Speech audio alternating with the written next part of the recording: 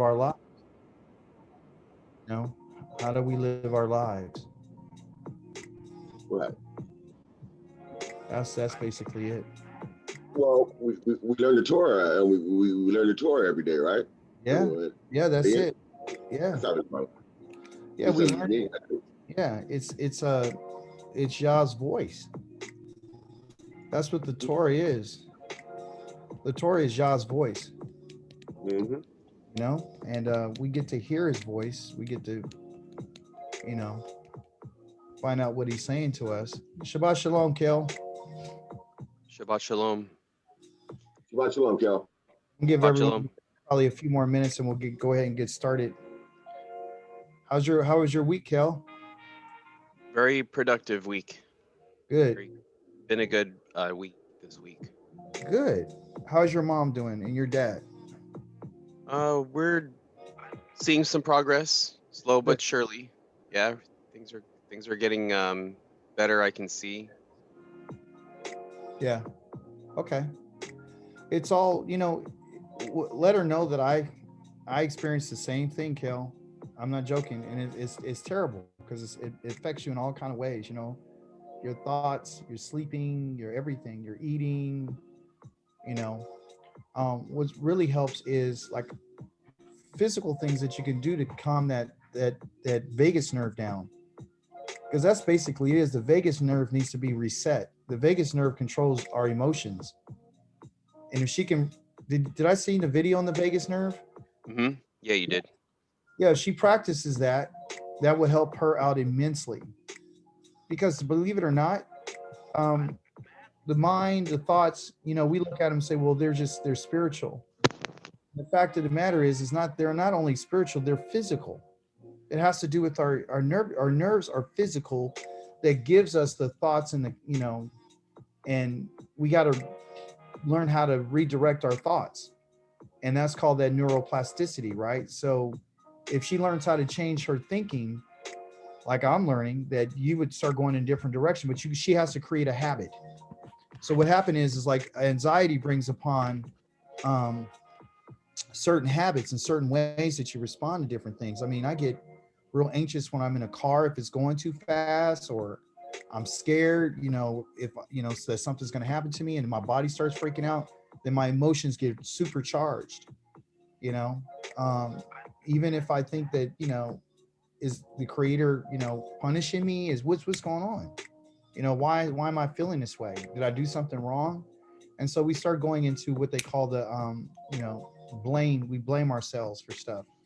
And the truth of the matter is, it just very well may be just a physical thing, that plays itself out in our emotions, so we have to learn how to deal with that, and that's a challenge. That's a real challenge for us.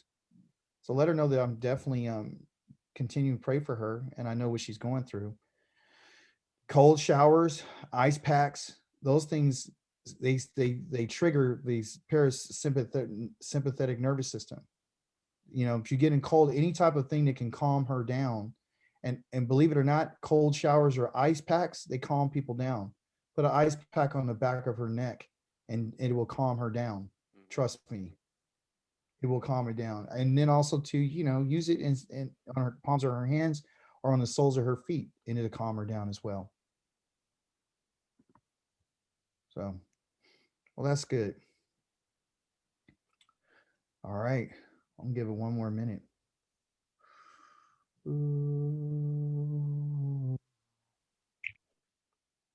Anyone have any questions before we get started on some things? Anything that crossed you guys' mind that you want to have a answer to your question? So code is still going to be on um, September this year, right? Yeah, Rivi.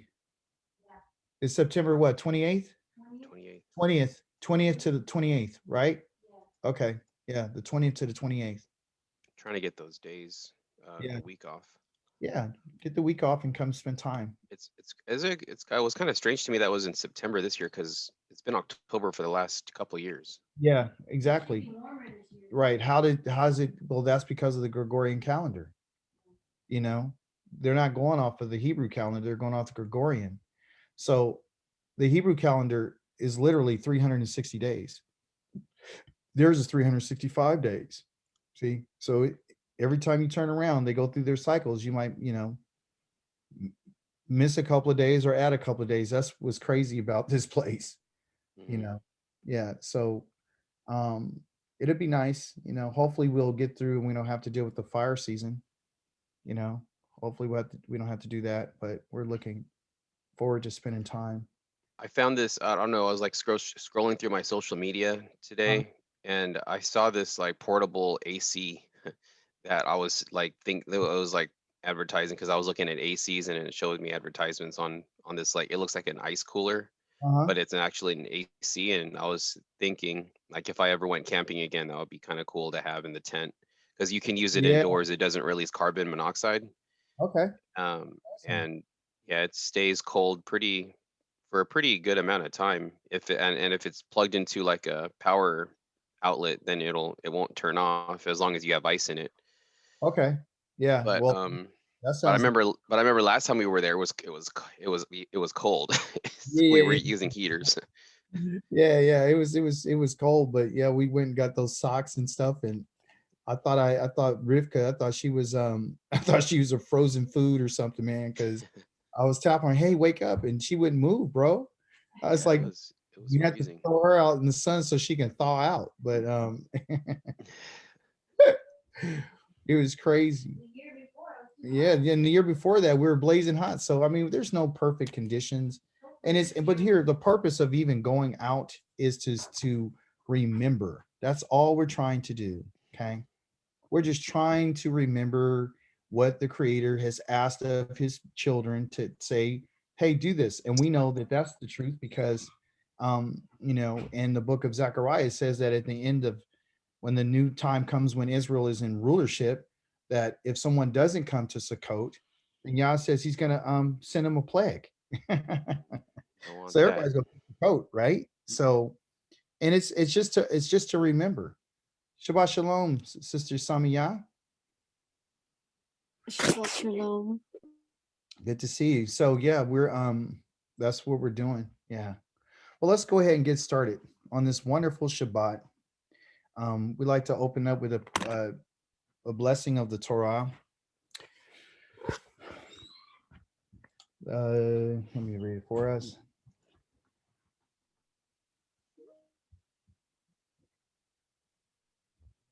Barakutet Yahweh the Hamvurak, the Baruch Yahweh the Hamvurak the Lalam Wayed, Barukata Yahweh the Elohenu the Malakalam, Asher Bakariba nu the Mikol, Hamamayim, within the Tan Lanu the Torah, Barukata Yahweh the Notan the HaTorah, Barukata Yahweh Elohenu Malakalam, Asher Natan Lanu the Torah, the Emete Wakaye, the Olam the Natan the Botokinu, Barukata Yahweh the Notan the HaTorah. Blessed are you, Yahweh, the blessed one. Blessed are you, Yahweh, the blessed one for all eternity. Blessed are you, Yahweh, our Elohim, the King of the universe. Blessed are you, Yahweh, who selected us from the peoples and gave us his Torah. Blessed are you, Yahweh, the giver of the Torah. Blessed are you, Yahweh, our Elohim. Blessed are you, Yahweh, the King of the universe, who gave us his Torah of truth and implanted eternal life within us. Blessed are you, Yahweh, the giver of the Torah. Hallelujah. Praise be to the Holy One of Israel. Praise be to the Elohim of Abraham, Yitzchak, and Yaakov. Hallelujah. Blessed be the Almighty El Shaddai. Hallelujah. All right, wonderful. So today, we're going to do our Torah portion. We're going to be going over a couple of different things. We're going to be in the book of Numbers, as you already know. Primarily today, we're going to deal with chapter number 23 and 24. So I might be doing some speed reading. I also, too, want to go back and start looking at some Hebrew words that we can add to your vocabulary that can help you along and so you can get more understanding. So we're going to talk a little bit about that. But it's a great lesson. what I find to be amazing about the Torah is that I'm always trying to find a way on how this can apply to our lives on a daily basis. So the question I asked the Most High was like, how does this Torah portion really deal with Israel or ourselves today when we have no idea of what it really truly meant to be a prophet? We have no idea what it meant to be traveling through the wilderness. We have no idea of what it really truly means to bless someone or curse someone. Because in this culture that we live in, we don't have any true traditions or anything to reference, to go back to. All we know is what we know. All we know is that which is in front of us here in the place that we live. And so we're not familiar with curses. We're not really familiar with what with Eastern thought. We're not really familiar with different cultures and languages. We're just kind of trying to feel our way around, and and it's difficult at times because we don't really understand the reason and the purpose behind everything that Yah has done and is doing with Israel, right? And with us, we don't understand it. So it poses a problem for us in so many different ways. One of the things that I do want us to understand today is that often we like to question the Holy One. We're always looking for an answer from him, and he's not always going to give us an answer. I'm just going to be honest with you. He doesn't always have to give us an answer to everything that he says and everything that he does. He doesn't need to continue to prove himself to us to make us be obedient to him. He's not asking us, well, you obey me because I can prove to you what I'm saying. He doesn't have to do that. It's like a parent telling a child, hey, I need you to do this, or a father talking to a son, I need you to do this for me. And the first thing they say is, well, why? Why is this? Why is that? They're always asking questions. And not that questions are bad, but there's a time and a place to ask questions. There's a time and a place to, look for some responses. But overall, the goal is to cause the children to obey. And then at the end of the day, if you learn something about the Most High and you get an understanding, then that will be fine. But Yah doesn't owe us any explanations. In the book of Isaiah, it asked the question, who has been his counselor? Who has been the one who taught him how to judge? Who's the one who instructed him in the ways of righteousness? Who is the one who's been by his side or was there with him to instruct him in any kind of way? And the answer to that is no one, right? So Yah is trying to allow us to be put in our place, in a summary of what happened with Balam and Balak. This was a king from Moab that was scared, and he was intimidated by the children of Israel's presence, and he wanted to curse them. He wanted to hurt them in a way that it would prevent them from coming into his land and taking over. That's what they wanted. They were afraid of, that the children of Israel, they were so numerous and so vast that, we just heard that they destroyed the Amorite, they destroyed these other people, and they're on their way. So they're about to destroy us. And everything that they touch, they go lick up everything, and they're going to come upon us, which they didn't understand that the Most High had already told Israel for them not to cause any problems for Moab. So this was something like, like jumping to conclusions. And that's what happened. And generally, when we're in fear about something, we jump to conclusions. We make accusations. We start talking. We start, saying stuff that we think is going to be right, and, looking for us to kind of get ahead of things. And often, a lot of times, the Most High does not want us to jump ahead. You understand? He doesn't want us to try to be ahead of him. And that's what the problem is for Israel. Israel is always trying to jump ahead of the Creator. Okay. So I'm going to read just a few things out of the chapter number 23, and, and get us some more understanding. Now, to this point here, in chapter 23, verse number 1 of the book of Numbers, it says, Balaam said to Balak, build me 7 altars here and prepare me 7 bulls and 7 rams. This is not the first time that he told him to do this. Now we might ask ourselves, why 7? Because 7 is the number of oath. It means oath. It means perfect. It means that to swear something. The reason why he chose to have these 7 altars and these 7 bulls and 7 rams is because the word for bull is called a parar, okay? And parar means to break or to separate, okay? And this is what the goal of Balak. Balak was trying to break Israel's power in their military. Also, the 7 rams represent the leadership, okay? So the reason why he's trying to break them and get to their leaders is because their leaders were strong. And anytime you have the military, your military is only as strong as its leadership, okay? So if I can curse the army, and if I can curse the leaders of that army, and if I can curse the commanders of that army, then surely it would transition all the way down, or translate all the way down into the people underneath them, okay? This is a very key, important point to understand what Israel is all about. Israel is about leadership, okay? That's what it consists of, first and foremost, the Holy One of Israel. Then it goes from him and it goes to the king. Then it goes from him and then it goes to Hagadol, the priest. Then it goes from them to the Kohanim. Then it goes from the Kohanim to the Leviim. Then it goes from the Leviim to the judges. Then it goes from the judges to the leaders, and from the leaders to the people, and from the people, from the husbands to the wives, and the wives to the children, okay? And the masters to the servants. This is the way it's supposed to be, okay? So Balak did as Balaam had instructed him, and Balak and Balaam offered a bull and a ram on each altar. And Balaam said to Balak, stand by your burnt offering while I go off, and maybe YAHWAH will come and meet me, and whatever he shows me, I will tell you, okay? That's what he said. I want to talk about this word maybe, okay? It means perhaps, it means there's a possibility, it means that it's a consideration, it means that perhaps something might come out differently, okay? That's what he was after.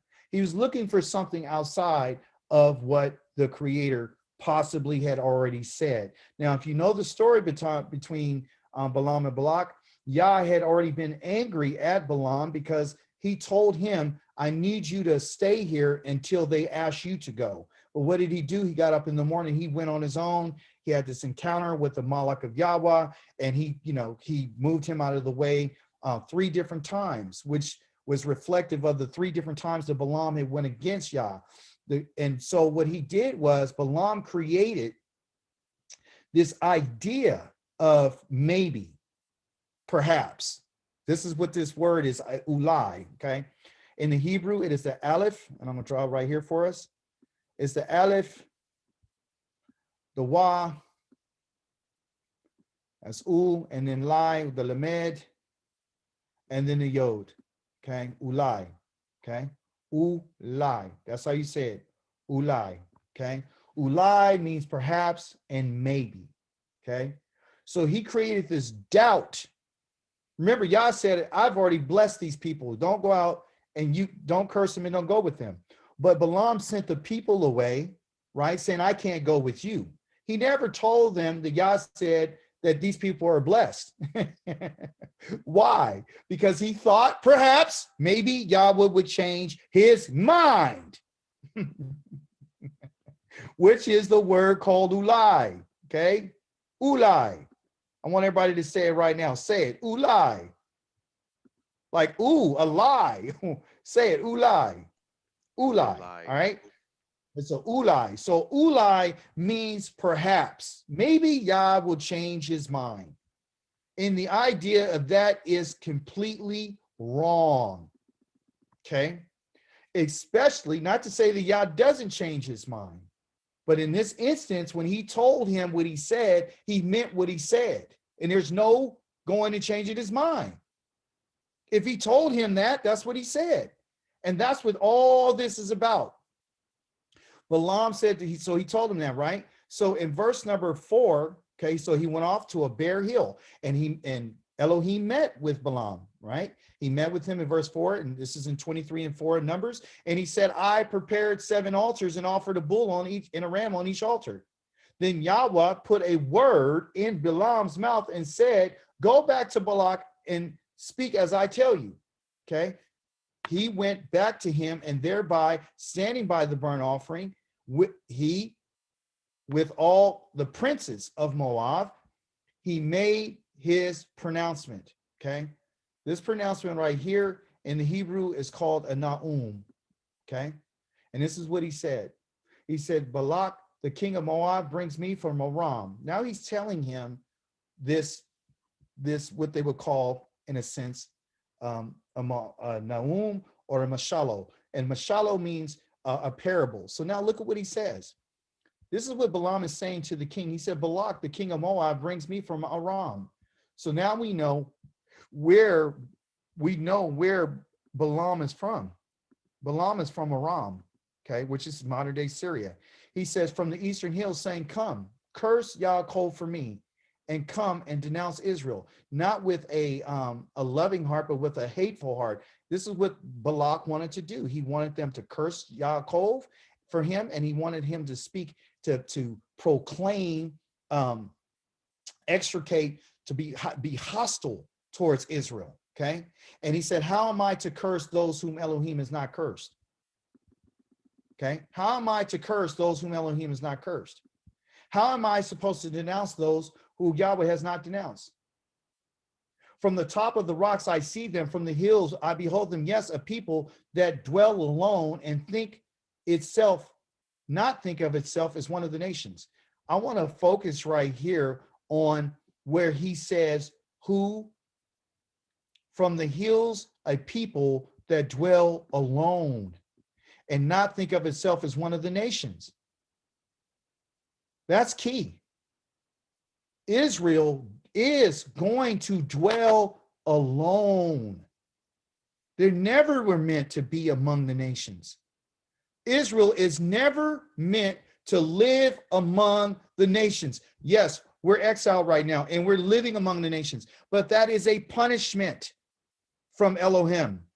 That's not what it's supposed to be. We're supposed to be dwelling with Yah as a people who's supposed to dwell alone in verse number 9. So what is Yah telling Israel today? He's telling you and I, sometimes, even in your among the nations, you have to get used to dwelling alone. You're not going to have a lot of people that's going to be interested in talking with you. You're not going to have a lot of people that's interested in hearing from you. I got people in my family that call me an antichrist, and I'm here to tell you today, I'm an antichrist, okay? I don't believe in Christ. I'm against Christ because Christ is never for the children of Israel, period, all right? Elohim, Yahweh is for us. So get used to the idea that you're going to dwell alone. I know we wanted, everyone to just be with us, right? But only a certain group of people will be able to go and be with Yah. And the only people who are going to ever be with Yah are the righteous. I need you to hear what I said. Only the righteous will dwell in the land of Israel. Only the righteous. The uncircumcised will not dwell in the land of Israel. If you're not circumcised, you're not going in the land. Period. Well, where's that at? It's in Isaiah, and I'll show it to you. Okay. I don't say things if I don't have the answer. I don't. I try not to. But the bottom line is we need to get used to the idea that we're going to dwell alone. And secondly, that's the first part we need to understand through this Torah portion. Number one, get ready to dwell alone. Not everybody wants to follow Yah. So accept it. Don't keep going in denial. Second part, verse number 9, and not think of itself as one of the nations. You and I are trying to fit in. We're trying to fit into this idea of Western society. We're trying to fit in the idea of being accepted. We're trying to fit in with, hey, we're We're just like you guys. We love everybody. What is it? They want to be like the nations, as Yah said in Ezekiel chapter 20. But he says, even though you try to be like them, you're not going to be like one of the nations. That is never, ever, ever, ever, ever going to happen. So why is he saying this? Because he's telling you and I, Israel, that if you want to be with him, you have to be willing to dwell alone with him and his people. And secondly, you better stop thinking that you're one of the nations, because you're not. You're not one of the nations. You're not. So let's pause right quick and go look right quick at what he says to confirm the words of the living Elohim. Okay, let's go find what that is and where it's at, because I don't like to say things without really giving you any background on what the Creator says. Because it's never about what I say. It's never about what I'm just suggesting. This is not a suggestion. This ain't something that I thought about when I was sleeping. It is exactly what the Holy One of Israel has said. You understand? I will let you know that you, Israel, will never be like the nations. Okay? It's in Ezekiel chapter number 20. What does he say? That's what he said. I believe it's in verse number, scroll down. Let's see. Here you go. Verse number 32. And what you have in mind. Think about what he just said. I want you to think about words, the nouns that he's using here. What you have in your mind, okay? In mind. That means in your thoughts.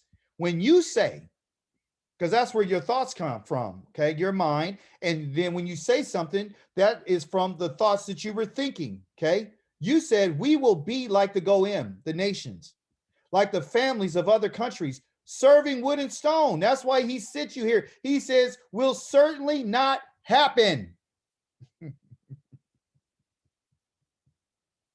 That is Israel's whole intention. They want to be like everyone else. They don't want to be alone. They don't want to serve Yah. They want to serve wood and stone. And what's the wood and stone? Could it be that the wood is the one where they hung Yeshua or the Christ of the New Testament? Could that be the wood? And could the stone be the stone that all these people walk around in the Muslim in Mecca or wherever they're at, Medina, who cares? Is that it? You understand? He said it's never going to happen. Never. So you and I need to get used to that. Why? Why do we need to get used to that? Because we're going to go somewhere else. So you and I can find out why he says that you and I will never be like the nations. What you have in your mind ain't going to happen. It's not on his watch. So go to Amos chapter number 3, and what do you find? Chapter 3 of Amos, verse number 1 says this: listen to this word which YAHWAH has spoken against you, not for you, against you, people of Israel, against the whole entire family that I brought out of the land of Mitzrayim. Of all the families on the earth, only you have I intimately known. They're the only people I know. You're the only people I've given my law, statutes, and commandments to. You're the only people who ever saw my fire. You're the only people that heard my voice coming out of the fire. You're the only people that heard the 10 words. You're the only family that I gave the mitzvot and the commandments to, and the statutes and appointed times. You're the only one that I know, because you were alone. And those who were joined with you heard me, but they had to make sure that they chose to be part of Israel. Once you become part of Israel, you can't be claiming anybody else. Israel abides alone. If the nations wants to join with Israel, they're going to have to come and do what Israel does, because we're all under the same law, under the same king, under the same. There is no difference. whether you're the king or poor. The same law applies to the same people, period. So listen, Israel, you're the only family that I know out of all the families on the earth. I don't know anybody else, period. This is why I will punish you. Now, we don't like to hear this. I'm going to punish you for your crimes. What crimes? What is the crimes of Israel? What have they done that makes us understand that they've committed crimes against the Holy One? Yah is going to punish us for our crimes. They're not sins. He calls them crimes. Okay, listen, the crime that what Yah is talking about, and we'll find out what it is. It's in the book of Micah. But before we go there, let's find out what he says in the next verse. Yah says this: do two people travel together without having so agreed? Having agreed. There is an agreement that Yah made with the children of Israel. That some kind of way, every single time we turn around, Israel is trying to say that that agreement has been broken and is done away with. That agreement has never been broken, people. But he asked a question: how do two people travel together without so agreed? Meaning, how can me and you walk together if me and you ain't had a discussion about it? Yah had a discussion with us. He asked us and our ancestors, do you want to do this? And guess what they said? Yes, everything you say we'll do. Everything that you and I had said, our ancestors said, he said that they will do. And they didn't speak only for themselves. They spoke for me and you. When your parents say something, you're going to respond and you're going to feel the repercussions of the decisions that your parents made. If your parents didn't pay their PG&E bill, guess who now go have the lights? You. If your parents did not go to work and they decide to be lazy and stay home and argue and fight, nobody gets a paycheck, there ain't gonna be no food. Guess who gonna go hungry? You. So I don't get this idea now where all of a sudden now we don't want no part of our ancestors, saying we don't have any responsibility. Your ancestors, your mother, your grandparents, their parents, and all these people have sinned against the living Elohim of the heavens and the earth. And you think that there's no repercussions for that? You think that they can taught you all this stuff and all of a sudden nobody's going to be held responsible? No, you're going to be held responsible for the behaviors and the conduct of yourself and that of your ancestors. Yah says you can't walk with me unless you be in agreement with me, period. That was the problem with Balam. Balam was a prophet. He was a prophet. He was a diviner. He was a man that Yah gave a gift to utilize him to bless people and to curse people. But what he wanted to do was put the if and maybe Yah will change his mind. And that's what this whole Torah portion is in Numbers chapter number 23, which we're going back to right now. Verse number 9 is where we stopped. Okay. Any questions? Make sure you raise your hand. You have any doubt, any questions, raise your hand so I can answer these questions. You hear this passion in my voice? It's not because I'm yelling at you. I'm telling you exactly what the living Elohim says, so it can come across the way it's supposed to. Yah is not playing with us like some people like to think. Do you know a lot of people actually think that Yah's not coming? Do you know they actually believe that you and I are just going to be here? We found out all this information about the Torah, and all of a sudden Yah's not going to do anything for us. He's not. We just got to go through the nations and just live it out, and then probably in another 150 to 200 years, that's when he's going to come and give it and then come and get us. That's what people are telling people. That's what they're saying. I'm not here to take away your hope, and I'm not here to blow smoke in areas that you know what I'm talking about. What I'm here to tell you today is this. It is for a purpose and a reason why you're online today. Yah has woken up Israel all over the world. More specifically, we only know about here because we're here in the United States of America. Israel's all over the place. People are waking up to the truth of who Yah is. We're waking up to the truth of his name, waking up to the truth of the Shabbat, waking up to the truth of the diet, waking up to the truth.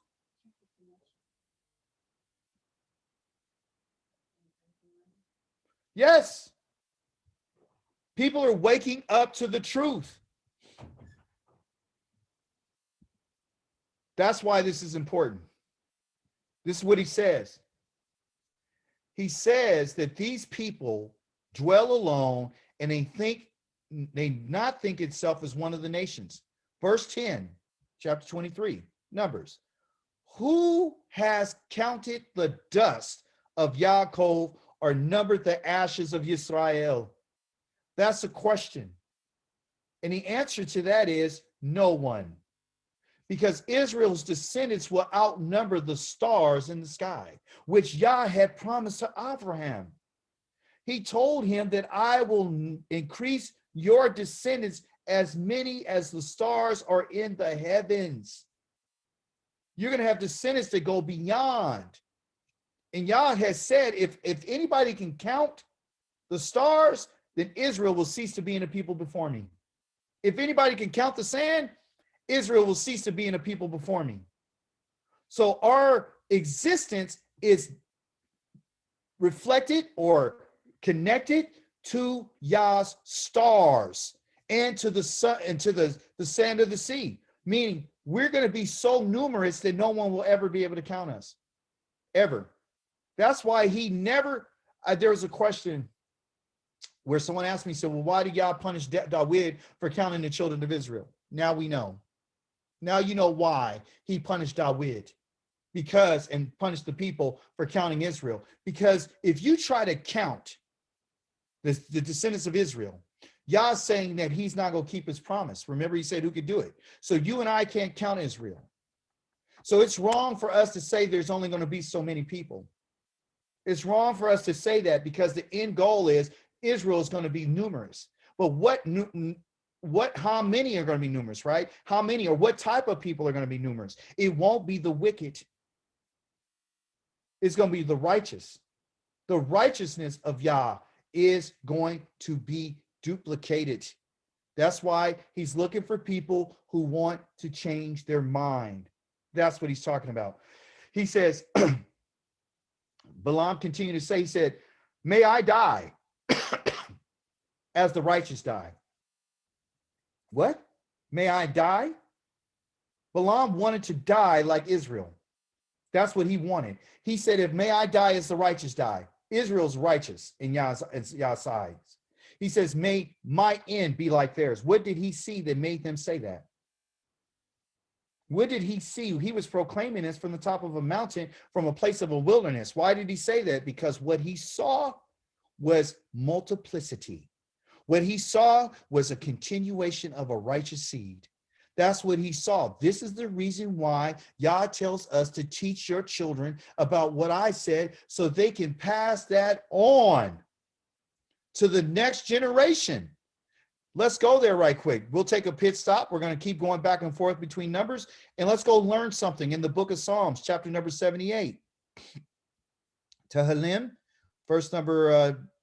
chapter number 78.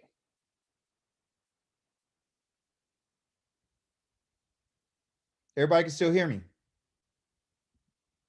Yes? Yes.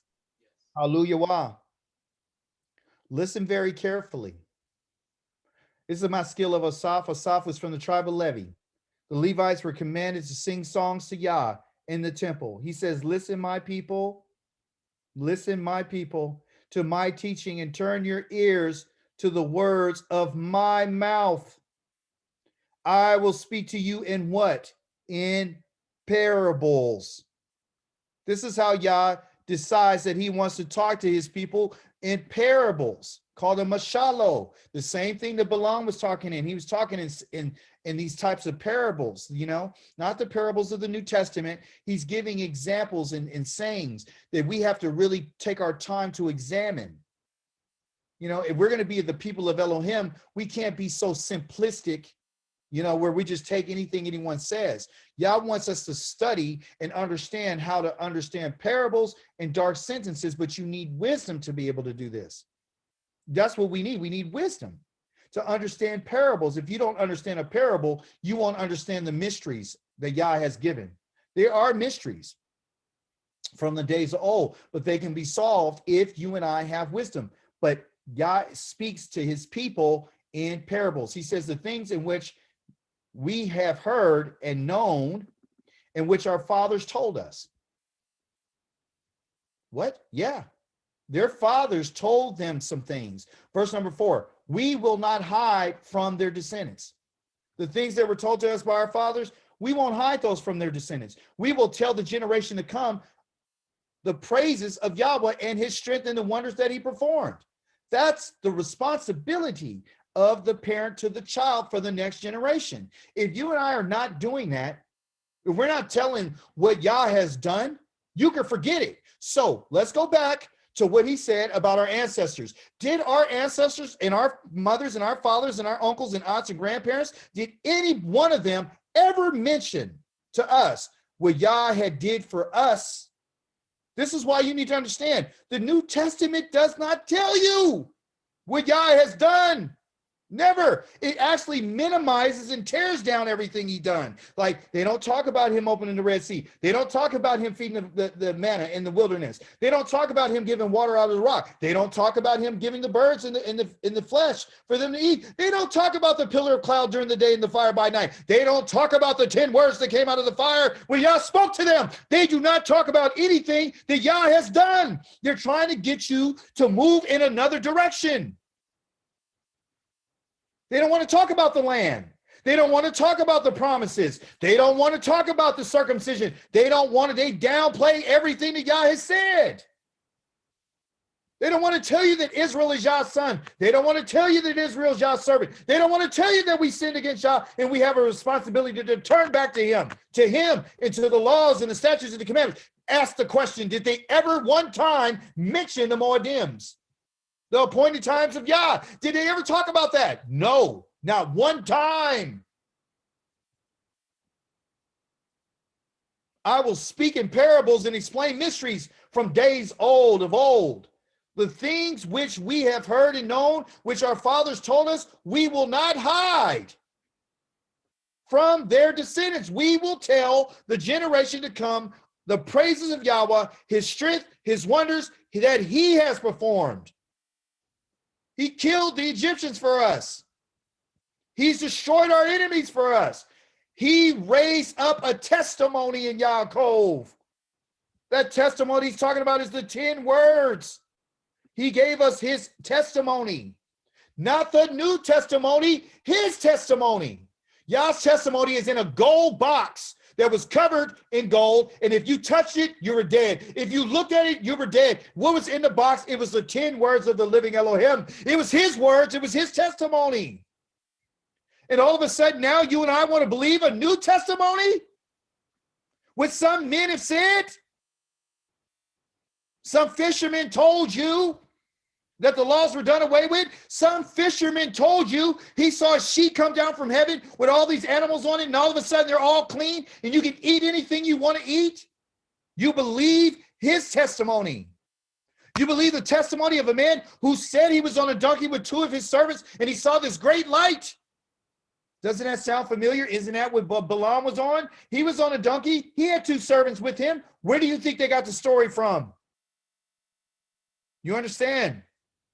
Instead of him being, interrupted and having adversity with the Malach of Yahweh, you got now Yeshua in the light telling him, hey, why are you doing this, old Paul? See, this is where they got the story from. Yah has raised up a testimony in Yaakov, a testimony that you and I are witnesses to. Our ancestors are witnesses. They heard what he said, and they agreed to it. Therefore, you are bound by it. What else did he do? He established a Torah. The 10 words are not the Torah, people. They're not the 10 commandments. They are the 10 words. They are the 10 obligations. They're the 10 words that Yah spoke to say that I am telling you that I am your Elohim. There's a clear delineation between Yah letting Israel know who he is and what he expects, and then therefore, here's the instructions to carry out what I said.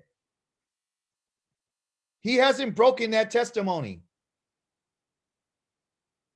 He commanded our ancestors to make this known to their children. Question: did your ancestors make it known to you? No.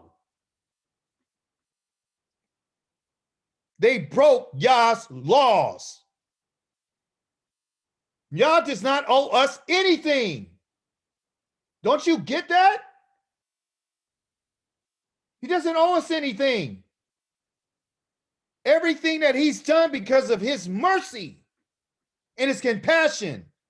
They failed to tell us what he said. So the next generation would know it. That's the reason why, going back to my first statement, this is the reason why they're supposed to know, because you make it known to your children so that the next generation would know it. The children not yet born. He even expects this from people who are not even born. You don't have to be born yet. But when you come to this earth, the first thing you need to hear about is the testimony of YAHWAH. If you have young children or you're trying to get started in a family, let me tell you something. Your number one responsibility is to pass on to them the testimony of YAHWAH and the Torah that was given to the children of Israel to obey, and to pass it on to your children, who themselves would arise and tell their own children. Who could what? Could then put their confidence in Yah. Look, if you and I never hear about what Yah has done, if you and I never hear about what he's going to do, if we never hear about what he said, you and I don't have no reason to have any confidence. So these people out here that are telling you that, no, he's not coming in your time. He's not coming in your time. It's going to be a couple of 100 years, or maybe not the, maybe several generations down the line. Why is that person telling someone that? Because you know what they're trying to do? Huh? They're trying to get you away from putting confidence. Now, if you knew you had 250 years, right, and it's not a big deal, would you start demanding of your children to keep the Shabbat? No. You wouldn't. Would you be like eagerly searching and seeking after Yah? Really, to be honest with you? If there was no promise of land, do you really think Yah wants you in this for nothing? Just so you can say that you know him? Are you kidding me? Did he want our father Abraham to come and follow him for nothing? Just to say that, oh, I'm God. You really believe that? Really? Do you really honestly believe that? No. You're not in this for nothing. Yah didn't do everything he did for nothing. He did it so you and I can tell about it and bring it to the next generation and the generation and generation forever, like the stars are in the sky. So every descendant would know that Yah is our Elohim, and we would have confidence in Yah. This Torah portion is about having confidence, believing what Yah said. If we would do what he said, then you will put your confidence in Yahweh and not forgetting his deeds. If you believed it and if you understood it, did he tell them, listen, you need to see these deeds? Did he say that? Did he say you needed to be there at the Red Sea? Did he say that you needed that? What else do we have confidence in if we can't trust in what he said? But obeying the mitzvot, that's where you prove that you have confidence. That's how you prove that you love Yah, is by doing what he said, obeying his commandments. Then they would not be like their ancestors. What were the ancestors like? I know you don't want me to talk about what our ancestors like. Our ancestors are a stubborn, rebellious generation, a generation unprepared hearts with spirits unfaithful to Elohim.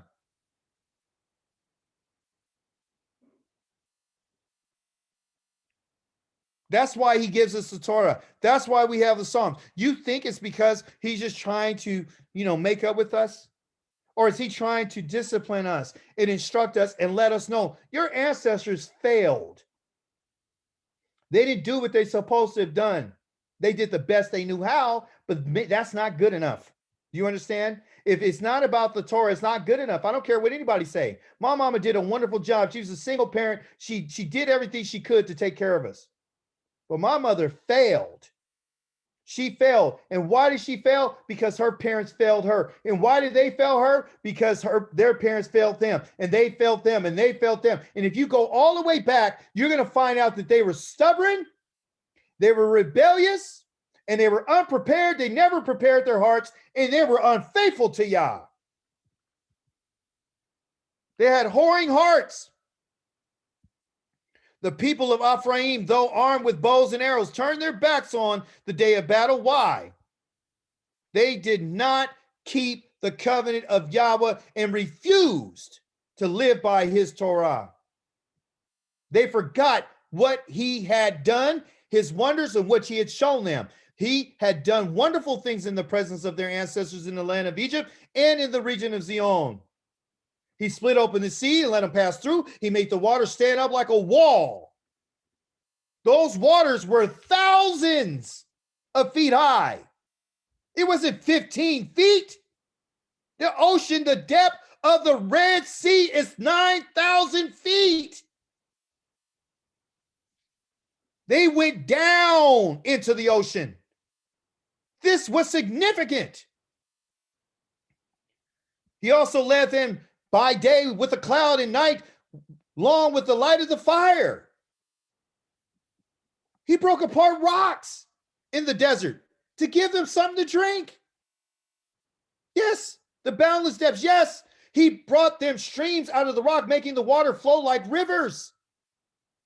Yet they sinned still more against him, rebelling in the wilderness against the Most High. In their hearts, they tested Elohim by demanding food that they would satisfy their cravings. These people, our ancestors, okay, that we want to deny, and oh, I'm not like them. Yes, you are. You're descendants from them. They spoke against Yahweh by asking, can Elohim spread out a table in the desert? These arrogant people. True, he struck the rock, the water gushed out until the vatus overflowed the valleys. But what about the bread? Can he give us that? Yeah, he gave us water. He did that. But what else can he do? These arrogant people. What is Yah saying? He goes on and on and on. What does he say? What is he saying? Yahweh heard this. His anger blazed up against Yaakov. His anger mounted against Israel because they had no faith and no trust in his power to save. Salvation for them was food, shelter, and clothing. That's what salvation is for Israel. Food, clothing, and shelter. You're a human being, but you want to worship and be in the spirit all day. But you live in the human. Let the spirit feed you. Galatians chapter number 5 or 6, wherever you are. Let the fruits of the spirit feed you. If you don't, if you only in the spirit. It was about food, clothing, and shelter. They had an appetite and they were thirsty. That is your body. So what did he do? He commanded the skies above, and he opened up the doors of heaven, and he rained down manna on them as food, and he gave them grain from heaven. Mortals ate the bread of Malachim. He provided them to the full. Do you hear what he just said? You and I, our ancestors, ate the very food that Malachim ate. They ate what he gave us. He gave us bread that he gave to them to eat. So they eat too? Yes. According to this, yes. He gave them the same bread that he gave Israel. Has he done that with any other nation? No. Has he given any other nation the Torah? No, not yet. But he gave it to Israel. Israel has failed their Elohim. Why are you coming down on Israel so hard? Why are you talking? Why is this not positive? Why is this not positive thinking? You sound so negative right now. How are we supposed to be inspired to follow the living Elohim? Yah tells us to remind my people that they have forsaken me, and tell them that they should loathe themselves when they're in the place of their exile. So you and I would turn away from what we want to do and to do what he says. People want somebody with a soft message. They want them to come and just, pat them on the back and tell them, what a great job you're doing. That's not my job. I'm not here to tell you how wonderful we are. I'm here to tell you what we need to do to be told to change our minds. So when Yah comes back, he will find that you and I now decided to do just the opposite of what our ancestors have done, which we are improving upon. Some of us are still lazy. That's the truth. Some of us are still lazy. We only want to learn so much and then we want to stop. All we know is this and we're good. No, no, no. If you're going to be in Israel, it's always going to be learning. Always. And if you ain't learning something, you're teaching something to somebody. That's what it's going to be. So if as a teacher, you always got to be learning. I always have to be learning. If I say I'm a teacher, it doesn't stop. I have to continue. Period. And if you're not in this just to be students, you're in this to be teachers as well. You have to learn. If you don't want to learn no more, you might as well go somewhere else. You might as well go back to being a Christian because they don't know anything. They learn what they got to learn. They know the little things to say. Once they get the little sentences down and the phrases they need to say to answer their questions, then they stop right there and that's it.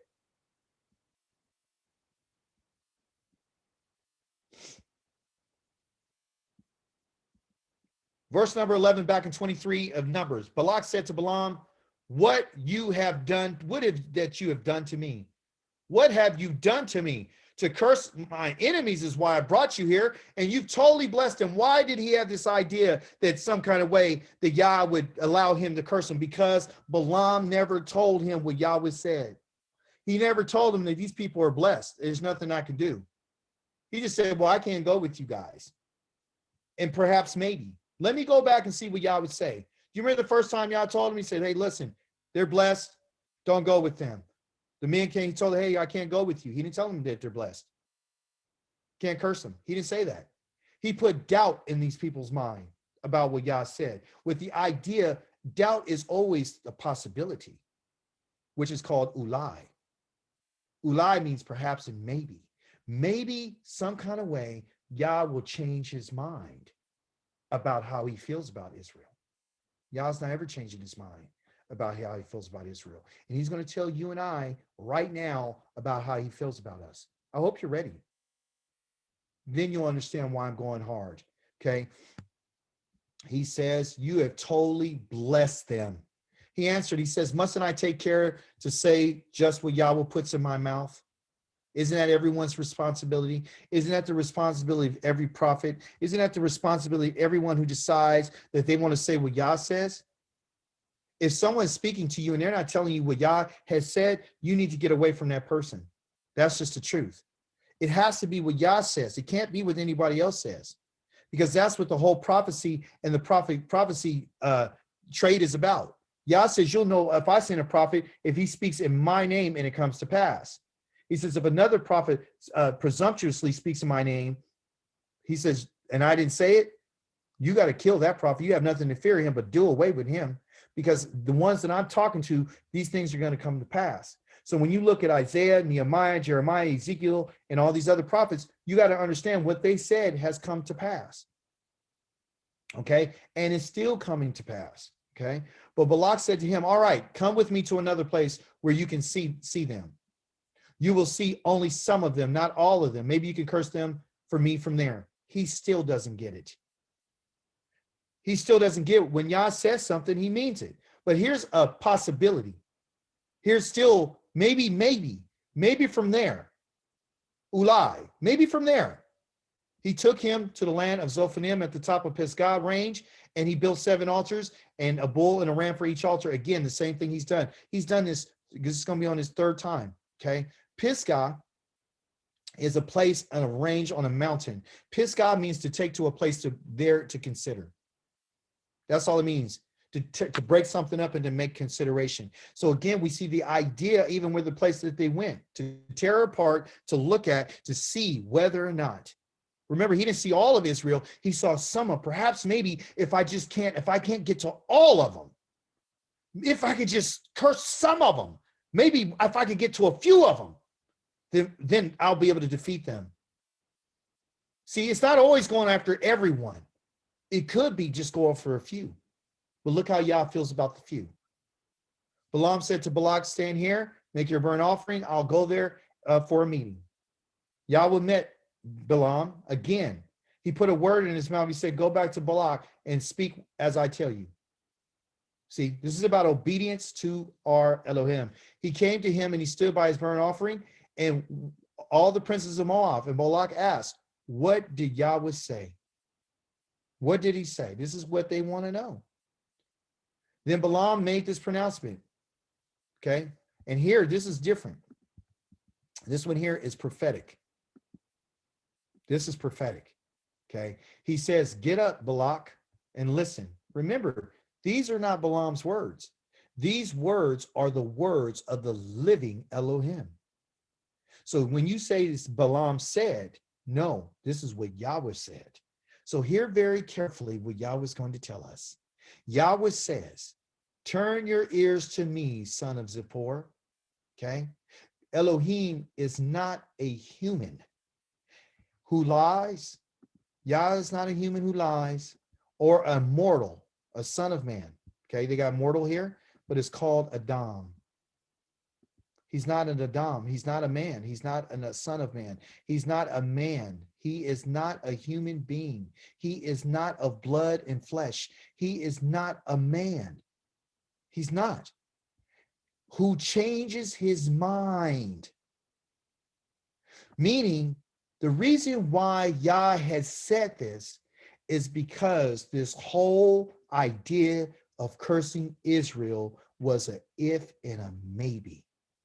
Perhaps we can get him to change his mind. That's why they went to several different locations, so he can find out possibly that I can curse Israel. If I can't curse from here, maybe I can curse a few of them. If I can't do it here, maybe he'll do it here. Perhaps, maybe. Let's just keep going back to Yah. So what is Yah telling us? If Yah says something to you and I, we asked him for an answer, and he came to you and I, and we asked him for something. He gives us our answer. You and I should leave it alone. Do not go past and ask anything else.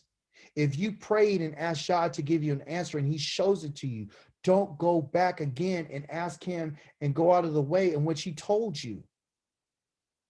Don't do it, because it's saying perhaps, maybe Yah changed his mind. Perhaps, maybe, no. Ulai, no, lo ulai. Yah's not changing. He's not. He's not going to change his mind like a human being. Cursed is the man that puts his trust in a man. Yah puts a curse on a human being that trusts in human beings. That's in Jeremiah chapter number 17. That's what he says. Cursed is the man. Okay. So when he says something, he will do it. Okay. So for all of those who are going to be watching my video and you've been telling everybody that Yah's not coming for 150 to 200 years or even more, and then none of us are going to see this, you're out of your mind. Yah is going to keep what he said he's going to keep. He's going to do everything that he says he's going to do. Why is this important for us to know? Why is Yah sharing this story? Why is he giving us the inside shot of this? Because Yah gave us the information. He passed it through Moshe to write it down, to tell us what the story was, because Yah wanted us to know what this is. Yah wanted to make a pronouncement, which is a declaration in the heavens, that he wanted everyone to know that Yah is not a human being, number one. Number two, he's not a mortal. He's not a son of a man. He doesn't change his mind. When he says something, he will do it. When he makes a promise, he will fulfill it. He will fulfill it. He will do what he said he is going to do. Aki, Dawid, why are you saying this? because I want you to hear something else that Yah said. So maybe when you hear someone else tell you that Yah's not going to come and get you, you could call that person a liar. And you could say, you're speaking out on the side of your neck and you don't know what you're talking about. You're discouraging Yahweh's people, whoever you may be, and you know who you are. I'm going to post this video so you can see it, okay? To tell Yah's people, you want to discourage Yahweh's people from doing what he told them to do because you don't believe, because you don't want to do what he says, because you got an extra 150 years to buy and sell on the Shabbat, right?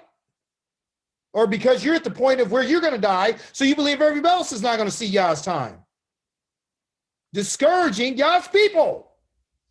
Listen what Yah says. This is not the words of David.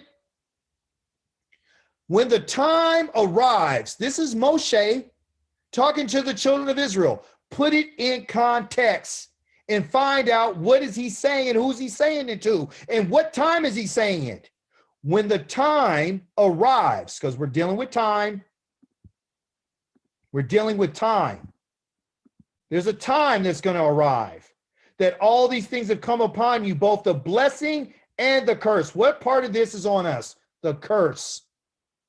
They've already experienced the blessing because they went into the land. They had the trees, they had the fruits, they had the vegetables, they had the water, they had the streams, they had the pomegranates, they had the houses, they had the vineyards, they had the cisterns of everything. They had it all. And he put them out because they did glorify him for the abundance of all things in chapter number 28, verse number 46. So in chapter number 30, Moshe is telling them when these blessings come upon you, that Yah said, and the curse. The curse for what? When you don't do what he says. I have presented to you today. You are there among the nations. This is the key for you to understand where you are right now. When the time arrives that you're among the nations, which Yahweh Elohim has driven you, has he not? Is this where we are? There's proof and evidence to this fact. This is not me making it up. We're among the nations right now. Yahweh your Elohim has driven you. Then at last you would start thinking about what has happened to you. Well, if he's talking to them, and you're saying the people that were there that he was talking to in the book of Devarim are the same people that are here right now among the nations, you're right, because we're the descendants. We're the descendants of those people. So when he's talking to you, he's talking to them, and he's talking to us. We're from them. That's where we're from. And you individual, will return to Yahweh and pay attention to what he said. Is that something that we have done? Is this something that we've been doing? Yes. And when talk about paying attention to what he says, which will be what? Exactly what I'm ordering you to do today. Like what? Keep the Shabbat. Are you doing it right now? You keeping the Shabbat today? Yes. Are you following the dietary laws? Yes. Are you calling upon the name of Yahweh? Yes. Are you calling upon the name of any Elohim? No.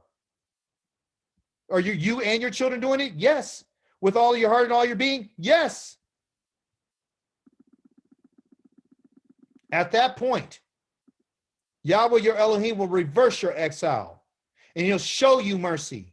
He will return and gather you from all the peoples from which Yahweh has scattered you, going back to you being scattered in the lands of your enemies. If one of yours is scattered at the far end of the sky, Yahweh will come there and from even there and get you. He will go there and get you. Yahweh will bring you what? Back into the land of your ancestors possessed, and you will possess it. He will prosper you there, and you will become even as numerous as than your ancestors. Then Yahweh your Elohim will circumcise your hearts and the hearts of your children so that you would love Yahweh with all of your heart and all your being, and thus you will live. Yahweh will put all these curses on your enemies and on those who hated and persecuted you. But you will return and pay attention. So the idea that Yah's not going to come and get you is false. These people are trying to discourage you. There always has to be a goal in mind Even Yah doesn't expect us to say, I'm going to follow you for no reason. Not for no spiritual stuff. Oh, well, you know, I feel really close to God now. I know how to love everyone. I'm not angry at the people who put enslaved me and hung my ancestors. It's all good now. You think that's the reason? You really believe that that's the reason why Yah wants you to follow him? Yah has asked you to follow him because of the promise that he swore to your ancestors, to give them a land that's flowing with milk and honey, which you and I have said, we don't want that. We want to be like the nations. We want the NBA. We want the cable TV. We want the entertainment. We want the theme parks. We want the restaurants. We want the vacations. That's what we want. We want the Christmas. We want the Easter. We want the Thanksgiving. We want the 4th of July. And now we even satisfied with Juneteenth. We'll do that. We'll have a big barbecue for Black people to say that, wait a minute, you know, they let us free, but we didn't find out till 2 years later. So let's celebrate that.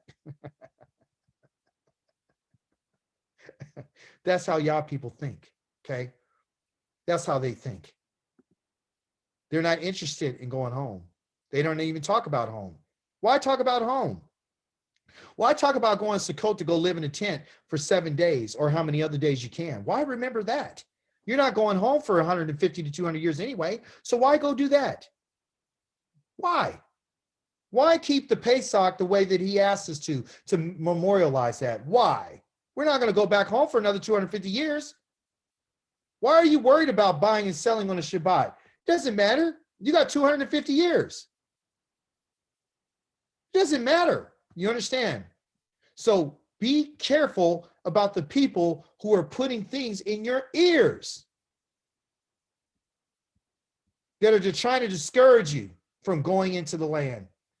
Remember, the spies went out, they came back, and what did they do? They discouraged the people and said, nope, we can't go. I'm not here to discourage you. I'm here to be like Caleb and Joshua, to tell you, you better prepare your heart, to tell you, you better do exactly what Yahweh says if you want to go back to the land, to tell you that Yah says, I'm going to judge you like I did your ancestors, to tell you that the curses that are upon you, if you're going to start thinking about it, that's how you know that the time is here. You can't figure it out. You can't see what all the plague, which they call COVID-19, you can't see the new variant. You can't see it. You can't see the economic destruction that has happened to people across the globe. You can't see this. You need an extra 250 years. Okay. No, that's a lie. But listen what Yah says. He tells him that he's not a man. He says that I'm not a son of man. He also says that when he says something, he'll do it and he'll fulfill it. Then he says, look, I'm ordered to bless when he blesses. I can't reverse it. This is what Balam says. No one has seen guilt in Yaakov. No one. Remember, this is not Balam saying this. This is Yah saying this. Yah does not see any guilt in Yaakov in their final gathering. Yah removes our guilt from us. Yah says, or he doesn't perceive any perversity in Israel.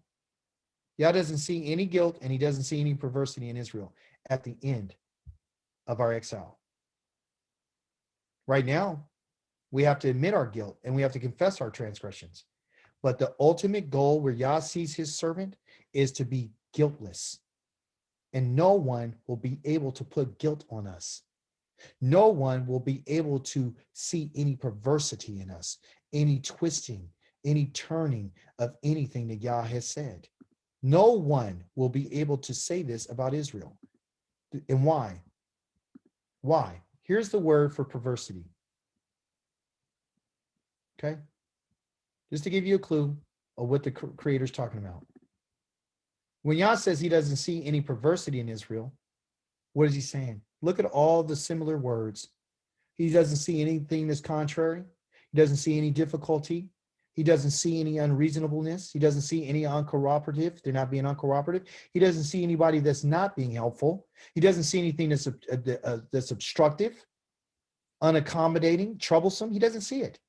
He doesn't see this self-willed person this capricious person. He doesn't see this very self-rebellious, willful, headstrong, obstinate, stubborn person. He doesn't see the one who's inflexible. Do you see? Can't you see what Yah does not see? Our end is none of these things right here. None of them. Yah is removing all this waywardness, all this contrariness, all this bullheadedness. He's removing all that from us. And he is the one who is doing that for us, not ourselves. You need to understand that the Creator has spoken these words on our behalf. There is no perversity. There is no guilt.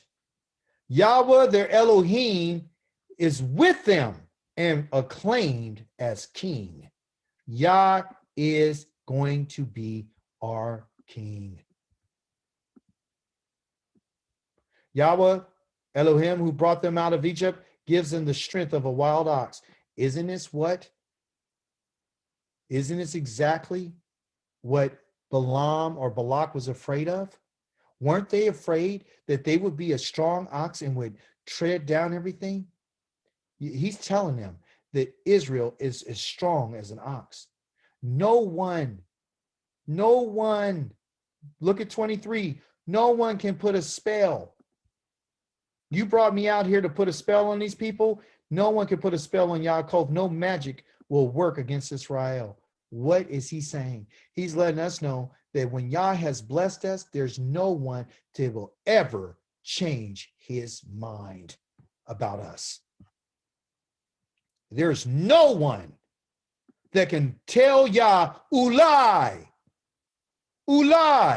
perhaps, maybe you feel differently about your people. Maybe some kind of way Yah would change and say, I want somebody else. Maybe. He's saying there is no way, there's no possibility that no one can ever change Yah's mind about how he feels about Israel. What is this that Elohim has done? There's no one that can change Yah's mind. No one will ever come and say, perhaps, maybe Yah's different now. You guys understand that? Yah will never allow nobody to change his mind about how he feels about you. That demands praise. And that demands a certain type of response. If you know that Yah feels this way about you, how do you feel about him?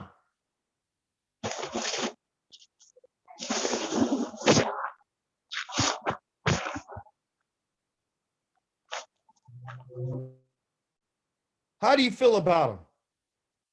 He feels a certain way about you. How do you feel about him?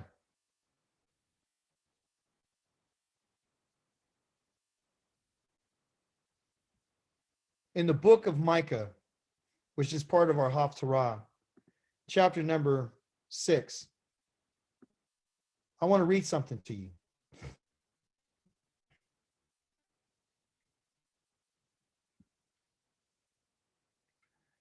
It says, so listen now to what Yahweh says, because remember, it's always about what Yahweh says. Stand up and state your case to the mountains and let the hills hear what you have to say. This is in regards to Yah telling the hills and the mountains that Yah has a case against his people.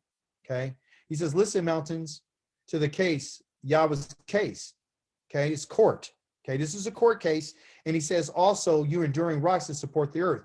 Why is he asking for the mountains and the hills and the foundations of the earth to listen to his case?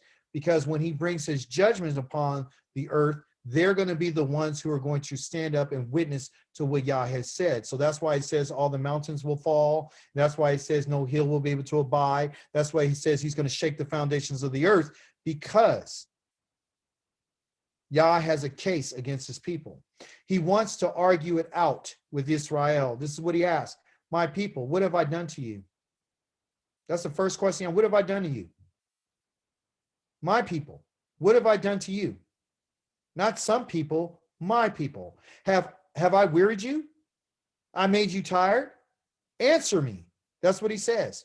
I brought you up out from the land of Egypt. I redeemed you from a life of slavery. I sent Moshe, Aharon, and Miriam to lead you. My people, just remember what Balak, the king of Moab, had planned. I want you to remember that. Why does he want us to remember this?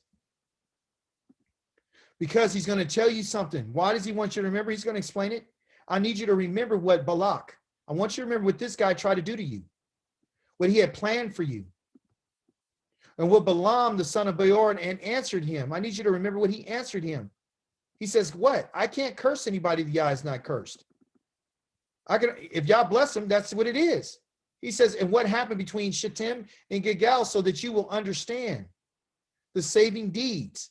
Yah saved Israel from this curse. He saved them from a curse. He delivered Israel from a curse, so that you will understand the saving deeds. Yah saved Israel from this because the curse was a wound. What the people were trying to do was to wound Israel, to wound them in a way to puncture them so they would not be able to fight. Okay, they would not be able to fight off different things. They would not be able to withstand sorcery. You understand? If the sorcery that was being used and the divination that was being used and the charms that was being used, if that would have penetrated Israel, Israel would have never had any hope. So they decided, we're not going to use sorcery. I'm going to tell you, they use something else. Okay, which is a big deal for Israel.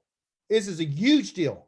So if we can't get them this way, we're going to get them another way. But Yah says, I saved you from getting wounded by sorcery, because once you receive the wound of sorcery, there's no way that you can recover from it. You understand? There's no way. That's why he says it won't work on Israel. Magic doesn't work on us, meaning we're impenetrable. There's nothing that can penetrate us. You understand? So with what can I come before Yahweh? To come down and bow down. He says, since I've saved you, what can I come and offer? Should I come before him with burnt offerings? What's the answer? No. Should I come before him with burnt offerings? No. With a calf in the first year? No. What? Or would Yahweh take delight in 1,000 rams? No.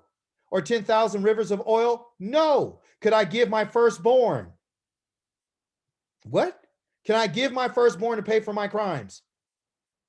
There you go, with the Christian thought that I'm going to give the firstborn of my son to pay for the crimes of Israel. This is false. You cannot give your firstborn to pay for your crimes, the fruit of your body for the sin of your soul. Absolutely not. Yah is going to tell us what he expects from us. Okay? He doesn't expect any offerings. He doesn't want that. David said, if you just give me offerings of thanksgiving, I would do that. If you would turn my heart, you would accept that. Then you will receive the offerings. You understand? So what we're talking about right here, he says, could I give thousands of rams and 10,000 rivers of oil? Is that 10,000 rivers? No, he doesn't want it. Could I give my firstborn to pay for my crimes, the fruit of my body for the sin of my soul? Answer is no. But what does Yah tell us that he's looking for? Yah says, I'm looking for a human being, which you and I need to understand. This is one of the most amazing words in all of the Torah. It's called human being. Adam. I've already told you. You have already been told. I've already told you what is tov. I already told you what's tov and what Elohim demands of you. This is what he demands of you. No more than to act justly, to love grace, and to walk in purity with Elohim. This word purity here means to be humble, to be modest. Don't lift your chest up. Remember, Yah says, do you understand that I'm the one who saved you? Do you understand that? I'm the one who prevented you from being damaged. I'm the one who prevented you from being hurt. I'm the one who said that you're going to be blessed and not cursed. I'm the one. I've done all these things for you. You haven't done these things of yourself. I delivered you from the people who try to do you harm.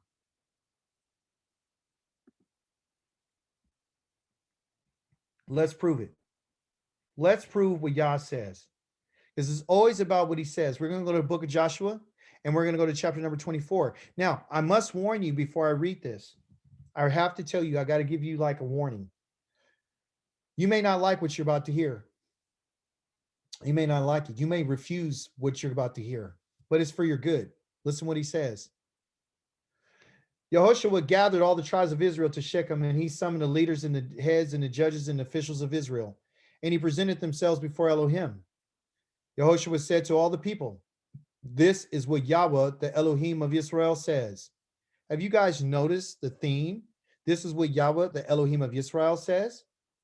This is what it's always about what he says. He says in antiquity, your ancestors lived on the other side of the Euphrates River. Okay. So he's letting us know that before even I brought you out here, your family, Terach, the father of Abraham, and Nachor, they served other gods. That's when he says on the other side of the Euphrates. Okay. When they crossed the Euphrates, they came into another land. Then he said, I took your ancestor, Abraham, from beyond the river, and I led him through the land of Canaan. This is what I did for your ancestor, Abraham.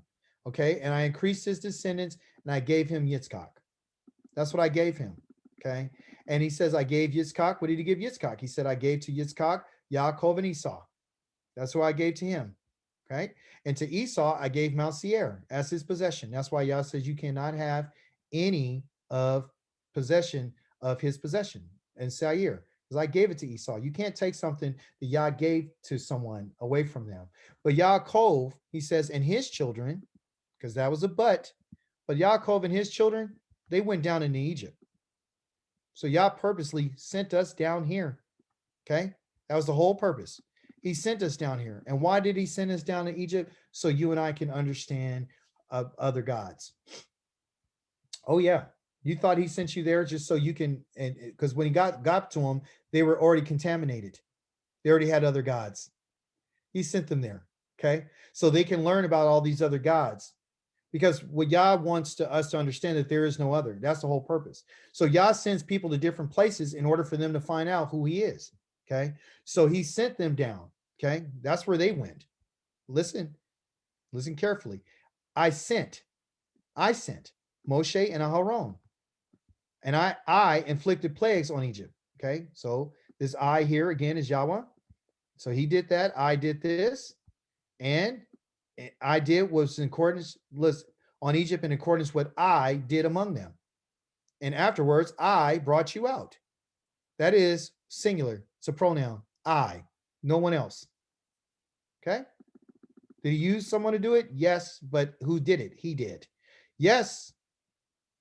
I brought your fathers out of Egypt. You arrived at the sea, and the Egyptians were pursuing your ancestors with chariots and horsemen at the Sea of Suf, which is the Red Sea.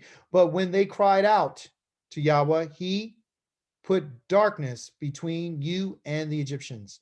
He overwhelmed them with the sea and drowned them. That's what Yah did for Israel. Okay. Your eyes saw what I did in Egypt, and then you lived in the desert for a long time, which we know is 40 years. I brought you into the land of the Emri, living beyond the Jordan, and they fought against you, and I handed them over to you. You took possession of their land, and I destroyed them ahead of you. Then Balak, the son of Zippor, the one we talk about today, king of Moab, rose up and he fought against Israel. He sent and summoned Balam, the son of Beor, to put a curse on you. But I refused to listen to Balam. He actually blessed you. In this way, I rescued you from him. That's what Yah was doing for Israel. I rescued you from him. What do you mean? That Yah doesn't have control over him? Yes. Yah has control over armies. Yah has control over kings. He has control over everything. He gave this man a gift to execute blessing and cursing on people that he wanted to get it done. That was his gift. He was going to use his gift to do something to us.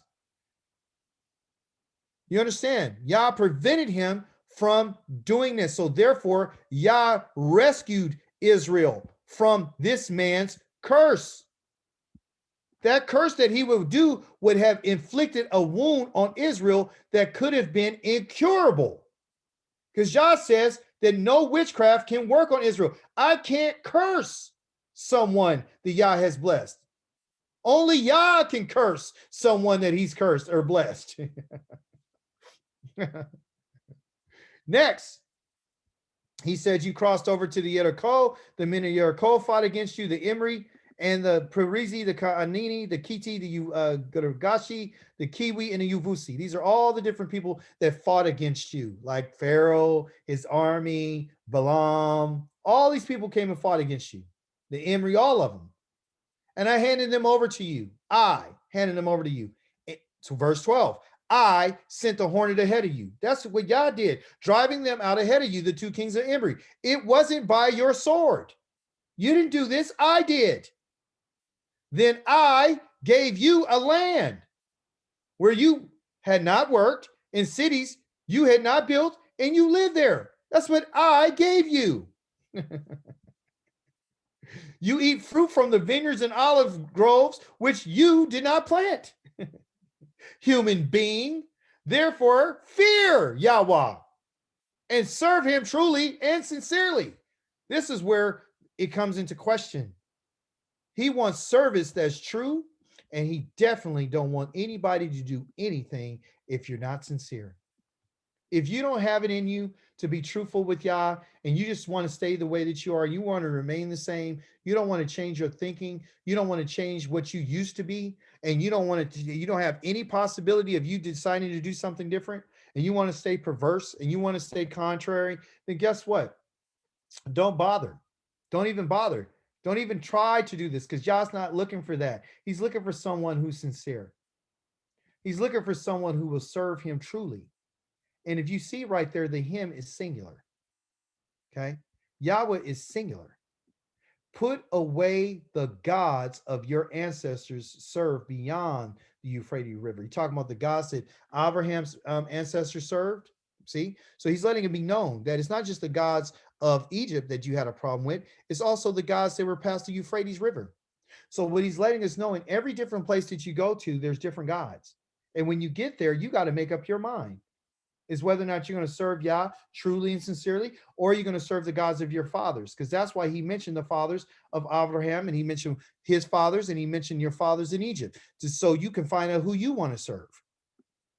Do you want to serve Yahweh, or do you want to serve someone else? That's the question, because Yah's not a human being. Do you want to serve Christ, or do you want to serve Yah? Do you want to believe what Paul and Peter, Mark, Luke, John, Timotheus, Titus, all of them, what they said? Or do you want to believe what the living Elohim has said? Verse 15 of Joshua 24:15. If it seems bad to you to serve Yahweh, then choose today whom you're going to serve. It's not, I'm going to force you to serve me. I'm going to force this on you. No, I'm not forcing anybody to serve me. Let's get that clear. If you want to serve me, but you got to make a choice. And that's what everybody's trying to take away from you. They're trying to make you feel like this is a forced effort. You're in a contract and you just have to make a decision. Man, my ancestors are in a contract. They're in a binding agreement, and it's an inheritance that's attached to it. Do I want the land or not? Do I want that inheritance? You don't have to accept it. You can do what Esau did. And you can say, I don't want the inheritance. I want to go and do my own thing. Let me sell that for my appetite, for my stomach. My stomach is more important. I told you, Yah uses your stomach to find out whether or not you're going to do what he says. He used the stomach to find out if you're going to keep the covenant. So you don't have to follow Yah. You could choose. Yah says you could choose. If it seems bad to you to serve Yah, well, then choose today whom you're going to serve. Because ultimately, if you're going to serve Yah, you're going to serve somebody else. That's what it's about. And we don't like that. We want somebody else to make the choice for us. And that's not going to happen. He says, will it be the gods of your ancestors? That's the question. That you serve beyond the river. The ones that provide the Euphrates River. Or will it be the gods of the Imri in whose land you're living at right now? As for me and my household, we will serve Yahweh. And that's the message. Here at David's house, we're going to serve Yahweh, and we're going to serve him truly, and we're going to serve him sincerely. Yes, we're going to do that. And how do you serve Yah? We think about him. We talk to him. We read about him. We study. We eat right. We treat each other with love and care. We're understanding. We're reasonable people. We search things out. We don't make assumptions. We don't listen to men. We listen to what the Elohim says. We ask Yah to answer us. We seek his face on all types of areas in our life, in every aspect of our life. What we eat, everything. The people answered, far be it from us that we would abandon Yahweh to serve other gods, because it is Yahweh, our Elohim, who brought us out and our fathers out of the land of Egypt from a life of slavery, and did those great signs before our eyes and preserved us all along the way we traveled. And among all the peoples we passed through, they understood it. And it was Yahweh who drove out from ahead of us all the peoples. It's Yahweh who's done these things. The Emry living in the land. Therefore, we too will serve Yahweh, for he is our Elohim. And here's the bad news. YAHUSHA said to the people, you can't serve Yahweh. And I'm going to tell you this right now. You can't serve Yahweh because he is holy, a jealous Elohim, and he will not forgive your crimes and sins. Really? Guess what? In Hebrew, there's no periods. There's no punctuation. So if you remove it, you look in the Hebrew and you remove this period, it would say, continuing, if you abandon Yahweh and serve foreign gods, he will not turn, doing you harm and destroying you after he has done you good. Yah is telling us today that if Yah, you cannot serve Yah and serve other Elohims. You cannot serve Yah if you have these crimes. To serve another Elohim is a crime. It's a crime. It is a crime to serve another Elohim. If you abandon Yahweh and you serve other gods, other foreign gods, foreign means that they're unknown to you and your ancestors. If you serve these gods, if you serve them, there won't be any forgiveness. I know you didn't like that because these people in the New Testament told you that if you just do what he says, that he'll forgive you. And the fact of the matter is, if you believe in him, he'll forgive you. That's not true. These are the words that Yah says. This is what Yahweh says. If you go against him, he will not forgive your crimes and sins. Your crimes and sins have to do with the gods that you serve in context, because that's what he's been talking about. If you abandon Yahweh, how would you abandon him? By serving foreign gods. Foreign to what? Foreign to who Yah introduced you to in the land of Egypt. That's why he keeps saying, I'm the one who brought you out of Egypt. The God that you and I know are the one who brought us out of Egypt. He says he will turn and doing you harm. Yah will do you harm and he'll destroy you after what he has done good. He will destroy you. Okay. And guess what the people said? No, we will serve Yahweh. YAHUSHA said to the people, you are witnesses against yourselves that you have chosen. You're a witness against yourself. The moment that you say that you'll serve Yah, the moment you open your mouth, remember I told you, you got to be careful what you say. They said, no, we would serve Yahweh. YAHUSHA said, you are witnesses against yourself that you have chosen Yahweh. You chose Yahweh to serve him. And they answered, we are what? We're witnesses. You're Yah's witnesses. You understand? So every time we say something, your words will testify against you. He says, put away your foreign gods and that you have among you, and turn your hearts to Yahweh, the Elohim of Israel. That's what we're supposed to do. Now you said that he won't forgive your crimes, and I told you what your crimes were. I told you, but let me show you what your crime is. Okay? To button it all up so you would know, going back to the book of Micah, who is like Elohim. When we go to this book, he's going to show you what the crimes are. He tells us very candidly what the crimes of Israel are. And it's just this simple, and we don't have to make it complicated. Okay. And we'll button it up so you'll understand that if you do these crimes, you're gone. Just let's make it clear. If you worship other gods, Yah's killing you. That's all. He's going to destroy you. This is the word of Yahweh that came to Micaiah the Marashti during the days of Yotham, Akaz, and Kiziyahu, Kiskiyah, the kings of Yehuda, which he saw concerning Shamaron and Yerushalayim. He says, listen, peoples, all of you, pay attention, earth, and everything in it. Yah's calling on everything to be witness. Yahweh Elohim will witness against you. Remember he said we're the witnesses? Now Yah's a witness against you. Adonai from his holy temple, the master, okay? He says, for look, Yahweh is coming out of his place. He's coming out of his place, coming down to tread on the high places of the land. Beneath him, the mountains will melt. The valleys will split open like wax. The water poured out like a steep slope. All this is because of the crime of Yaakov and the sins of the house of Israel. Question, what is the crime of Yaakov? What's the crime? And isn't it Shamaron? Shamaron is the capital of Israel, of the northern part of Israel. When he's divided into two different kingdoms, he mentions the Shamaron, okay? And he says, what are the high places of Yehuda? Are they not Yerushalayim? That's the crime. The crime is serving other gods. That's the crime. When Yah calls us out, he tells us that, listen, if you guys are going to commit this crime, okay, I'm going to have to take action upon you. It's a crime. That's why Yah has to call us to court and be a witness. And that's why he mentions, it says he will come down from his place. Because once he comes down from his place, it's over. It's over. Once we go to court, it's over. Because Yah is going to testify against Israel. Because they are his witnesses. And he says, listen, and he also have witnesses in the earth, as you see right now. Okay.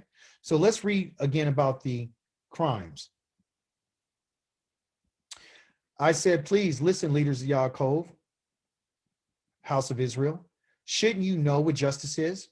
Remember I told you earlier when we talked and we discussed about the leaders of any community. It's the leaders of Yaakov and the rulers of the house of Israel. They're the ones who are causing a lot of these problems. So when I talked earlier today and I said some rulers or some leaders are in the community of Israel and they're saying stuff that they should not be saying. They're saying that Yah has forgotten about us for another 250 years. And the fact of the matter is they're discouraging Yah's people. That's what they're doing. Yet you hate what is good and you love what is bad. Talking to the leaders. You hate what's good and you love what is bad. You strip off their skin from off their flesh and their bones. Let's continue to read. You eat the flesh of my people. How did they do that? By robbing them. You skin them alive and you break their bones. Yes, they chop them up into pieces like a flesh in a cauldron, like meat in a pot. You're using these people to satisfy your desires. That's what he means by chopping them up and putting them in a pot. He's saying you're making a stew out of my people.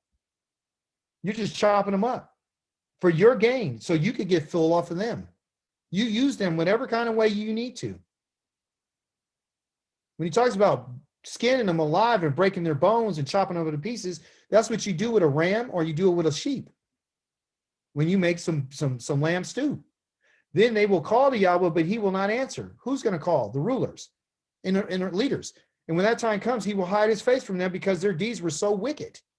Here is what Yahweh says in regards to the prophets who caused my people to go astray, who cry peace as soon as they're given what? Food to eat. Remember I told you it's about your stomach. It's not about this spiritual stuff that people are trying to put you on. He says, prepare war against anyone who fails to put something in their mouths. A lot of times these leaders and these rulers in Israel right now are only doing what they're doing so they can get your money, so they can fill their stomachs and their appetites and satisfy themselves. Therefore, you will have night, no visions, darkness, and no divination. I'm getting rid of all that. The sun will go down on the prophets over the day will be black. So won't be any vision. The seers will be put to shame and the diviner will be disgraced, which goes to talk about what Balam was doing. Okay. Yah says that these leaders, so Yah had diviners. A prophet is a diviner. A prophet is a diviner. I'll say it again. They're able to tell you what's going to happen because Yah will reveal it to them. They will have covered their mouths because there will be no answer from Elohim. On the other hand, I'm full of the power. This is what he says. I'm full of the power of the Spirit of Yahweh, full of justice, full of might, to declare Yaakov his crime and to Israel his sin. You cannot be Yah's prophet or diviner. If not, you don't have the Spirit of Yahweh and full of justice, full of might to make a declaration like Balam made, to tell Israel of his crime and his sin. What is the crime and the sin? Idols. Hear this, please, you leaders of the house of Israel, the house of Yaakov, you rulers of the house of Israel, you who abhor what is just and you pervert anything that's right. Remember earlier, we looked at our word of perversion, and perversion again had to do with that which is contrary, being difficult, uncooperative, unhelpful, perverting and twisting Yah's words. Because to do anything right and to do anything just, one is going to have to stay on the road and not go to the left or go to the right. Who build up Zion with blood and Jerusalem with wickedness? Her leaders sell verdicts for bribes. Again, I told you, it's about money. Verdicts for bribes. So you're given judgment based on bribes. Her Kohanim teach for a price. I need some money. We really need this. The ministry needs this. Okay. That's what people are doing. Her prophets divine for money. Isn't that what Balam was doing? He was divining for money. But guess what? He didn't get paid on that deal. And guess what Balak said to him? He said, you let Yah restrain from you abundance of blessing. He said, you let him keep back all the blessing from you. And the question is whether or not you and I would take the same approach. Will you and I let Yah put a word in our mouth? And will we say and do everything that he asked us to do? Or will you and I turn for money and turn for a bribe and turn over justice for some money, or teach the Torah in any kind of way for a price to fill your stomach, or divine for money? This we talking about the prophets, because the prophets were divining, but they were doing it for money. They weren't doing it to turn the people. Yet they claim they rely on Yahweh. Hear what he just said. So these rulers, because that's who the leaders are, and the Kohanim are leaders and rulers, and the prophets were rulers and leaders too, because they were giving out messages. So the messages they were giving out were for money. That's why everyone is trying to give you a message that suits you. So you would pay them, because if I say something to you that makes you feel good, you'll be more, more willing and able to pay me. You'd be like, hey, I like what you just said. How can I help you?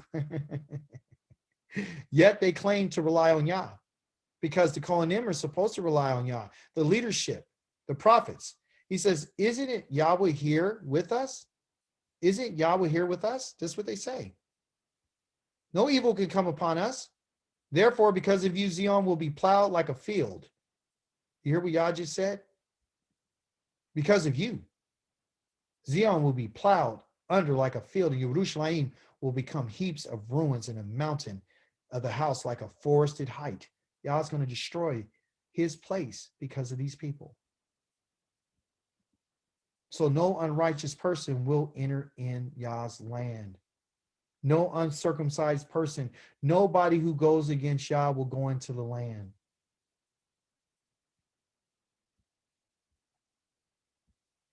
I told you earlier that Yah says that we're his servants and that we are his witnesses.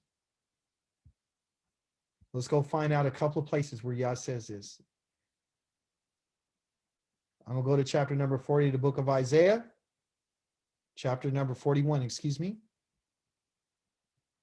And we're going to read in verse number 8.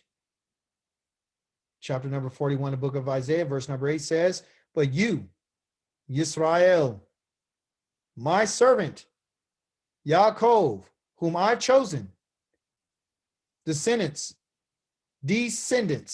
of Abraham, my friend, where have I taken you? I have taken you from the ends of the earth.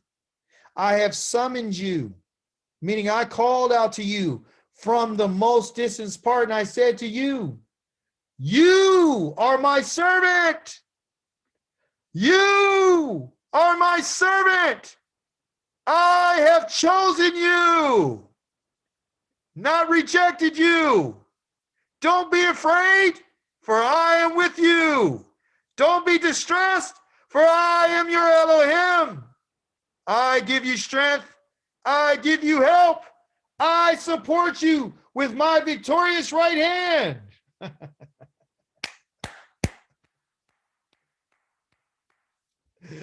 All those who are angry with you will be disgraced. I'm going to put them to shame. Those who fought against you will be destroyed. Brought to nothing. You will seek them, but you won't find them. Those who contended with you, yes, those who made war with you will be brought to nothing. Nothing at all. For I, Yahweh, your Elohim, say to you, as I hold your right hand, have no fear. I will help you. Have no fear, Yaakov. You worm, you men of Israel, I will help you, says Yahweh. Your Redeemer is the Holy One of Israel. Oh, you better hear what he just said. You better hear what he just said. You're his servant. And you don't need to be afraid. Because Yah is with us and he's holding our hand. He's saying, I'm going to get you through this COVID. I'm going to get you through. Don't worry. You don't have to wait as long as these people are telling you. I know it seems bleak, and I know it seems like you're not going to make it. I know that financially you're challenged, and I know that, the opportunities that you thought were available are not there. And it seems like, there's no hope for you and your family, and your generation can be cut off at any given time, depending on how these people feel about you. Because if you don't take the vaccine, then they're going to ostracize you. And you don't know which you're going to get. They're firing people for not taking the vaccine that creates this S protein, this spike protein that will kill you. Let's go here. Isaiah 42, what it says. Here is my servant in whom I support. So now we see Yah again. Yah supports us. My chosen one, in whom I take pleasure. I have put my spirit on him. He will bring justice to the Goyim. Now, I got to stop right here. When you first read this in English, it says, I put my spirit on him.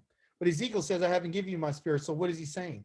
Yah is talking in context to say, when he comes and gets Israel, he's going to put his spirit on him, and then he's going to bring justice to the Goyim. Justice will go to the Goyim when Israel has Yah's spirit. He will not cry or shout. No one will hear his voice in the streets. He will not snap off a broken reed or snuff out a smoldering reed. He will bring forth justice according to the truth. He will not weaken or be crushed until he established justice on the earth. Who is this? The servant. Who? Israel. And the coastlands will wait for his Torah, the Torah of his Elohim. Those of you who asked the question, weren't we supposed to give out the Torah? Yes, but after Yah gives us his spirit, after we go back and get cleaned up, after he downloads the Torah in us, we're going to go out and bring justice on the earth, and the coastlands are going to wait for this Torah, these instructions. Thus says Yahweh, Elohim, who created the heavens and spread them out, who stretched out the earth and all that grows from it, and who gives breath to the people on it and the spirit to those who walk on it, the spirit of life. Not his spirit, the spirit of life. Not the Kodosh spirit. You don't get that until you go back and be cleansed. You can't hold his spirit in this filthy vessel right now that's been contaminated with all this food and all this other stuff that's going on, all these other ideas. I, Yahweh, have called you righteously. I took hold of you by the hand. I shaped you And I made you a covenant for the people to be a light for the Goyim, the nations, so that you can open the blind eyes, free the prisoners from confinement, those living in darkness from the dungeon. I am YAHWAH, that is my name. I yield my glory to no one else, nor my praise to any idol. You see? See how the former predictions come true, and new things do I declare before they spout or sprout. I tell you about them. Sing to YAHWAH a new song. Let his praise be sung from the ends of the earth to those sailing the sea and buy everything in it, the coastlands and those living there. Hallelujah. Praise be to the Holy One of Yisrael.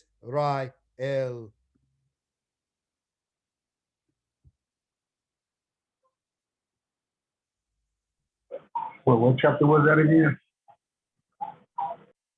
That is chapter number 42. There's 41, 42. Okay. Listen carefully. Yah loves Yisrael. He loves us with everything in him. He has not cursed you and I. He has blessed us. That's what he says. They're blessed.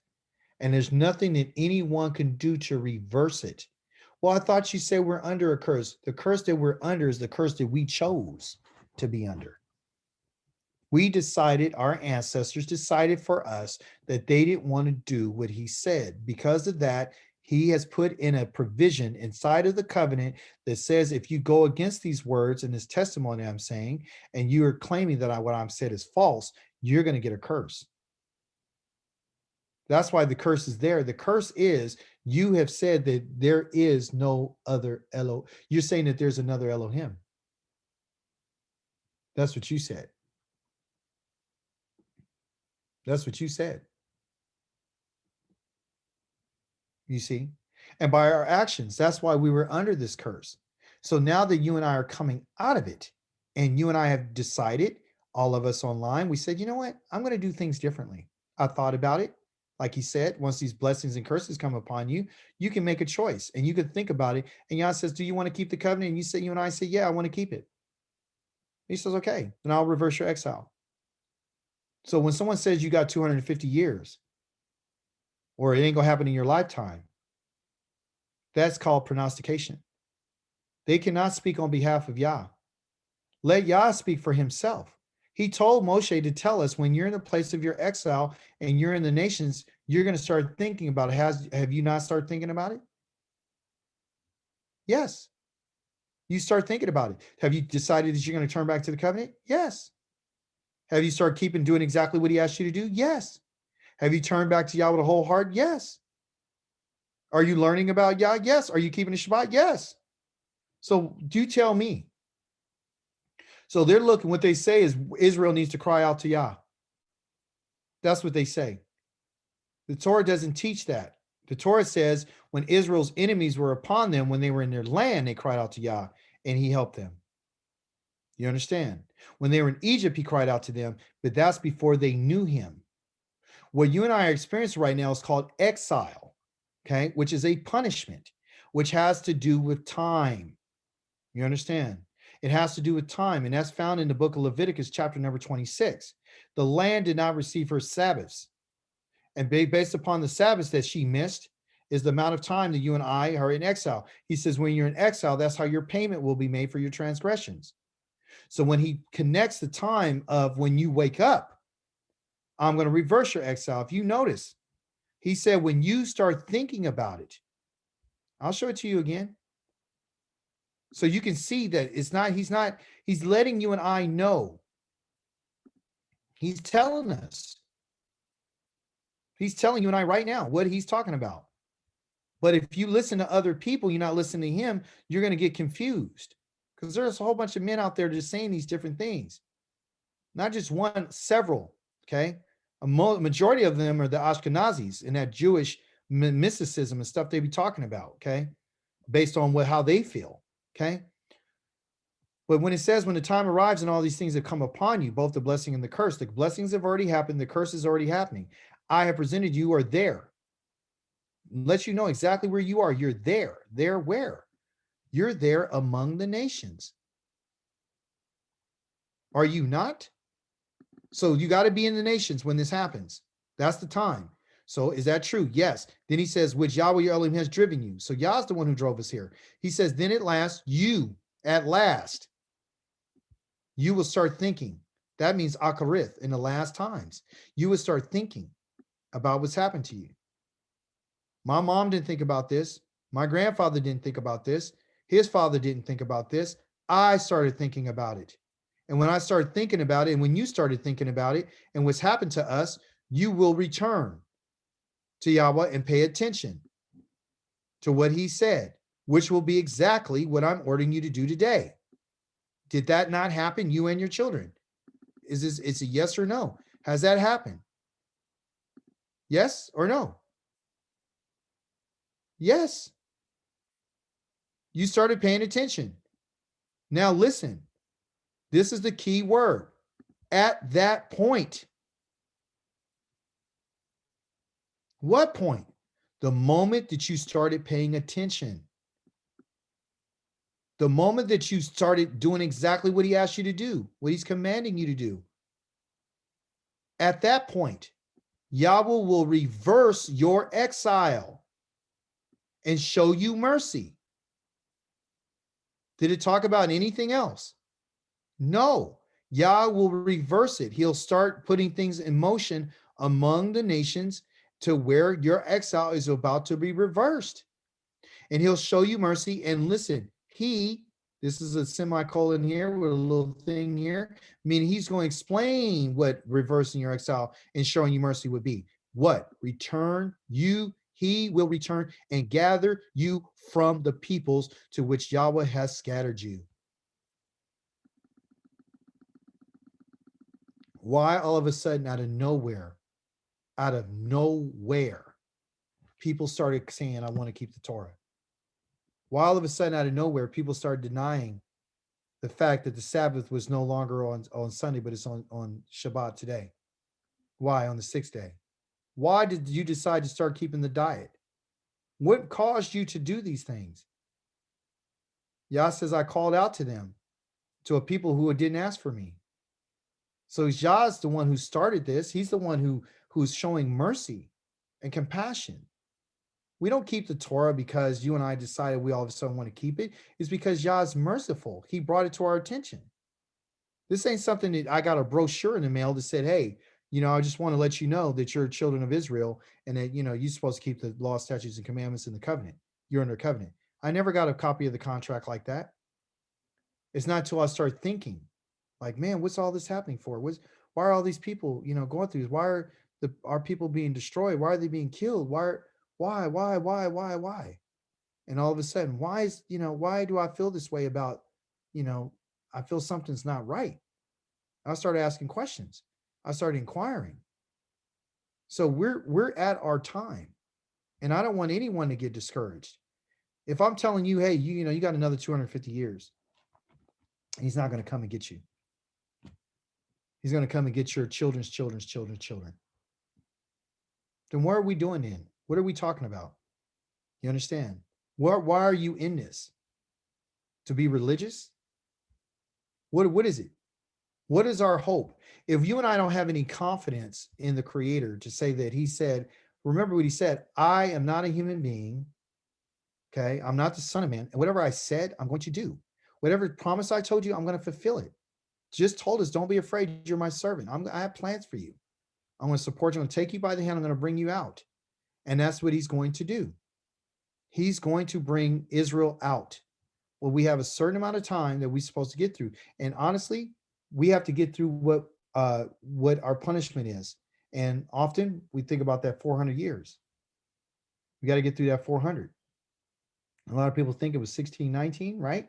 But you got to go through the whole time after that. You got to go through a whole nother year after that, because the year doesn't start at the beginning. It's a year when it's completed. So there's a time, and the children of Israel were not in Egypt for 400 years. They left out at 430, but that means they were in slavery for 215.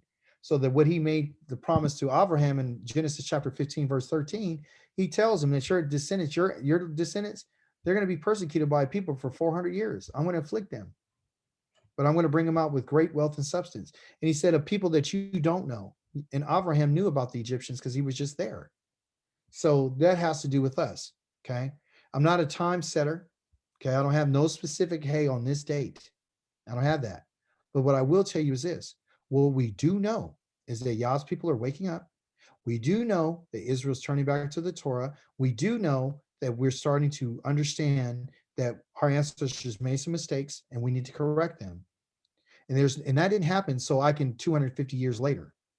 That happened so I can be aware, so I can teach my children and them. And he says, I'll bring you out. I'm going to bring you out. That's my hope. My hope, I have hope in Yah. And I'm not going to discourage anybody on this on Zoom or online or Facebook or anything. I'm not going to do that. I don't care how old I get. I could be 95 years old, and I'm still going to tell you that Yah's going to come and get us. You will never hear me discourage nobody to tell them that Yah's not coming for 250 years. That is completely erroneous, and it's wrong. It's wrong because Yah says that I'm going to come and get you. So why would you and I learn all this for us to do exactly what he's saying, for him not to keep his promise? Yah keeps his promises. That's the whole point. This whole message is Yah keeps what he says he's going to do. He is going to do it. Don't let any human being tell you anything else. If you ever hear me say something that Yah didn't say, you're supposed to know, I don't believe that. I don't believe that. I believe what Yah says. So I stand on that today. I stand on, and as your teacher, as your brother, Akika, I love you. And I'm not trying to, get you to believe in something magical. I'm telling you what I know. All you got to do is look around. You guys, there's a lot of stuff that they're not even telling us what's going on. There's a lot of stuff going on in the world. And because you and I don't see it on the news, it's not being talked about, then you and I don't have nothing. We don't want to hear nothing. It doesn't exist. Just like in a lawsuit, if the paperwork don't exist, then it doesn't exist, even though it did happen. So if you and I don't hear it on the news, we think it doesn't exist. The fact of the matter is, it hasn't rained in the western part of the United States for a couple of years. We haven't gotten enough rain. This is a fact. Go look it up for yourself. You got to do your search. You'll find out that people are trying to sell their cattle right now. And they're having a hard time because they can't feed them. And people are not buying cattle because they can't feed them themselves. There's a famine that's coming.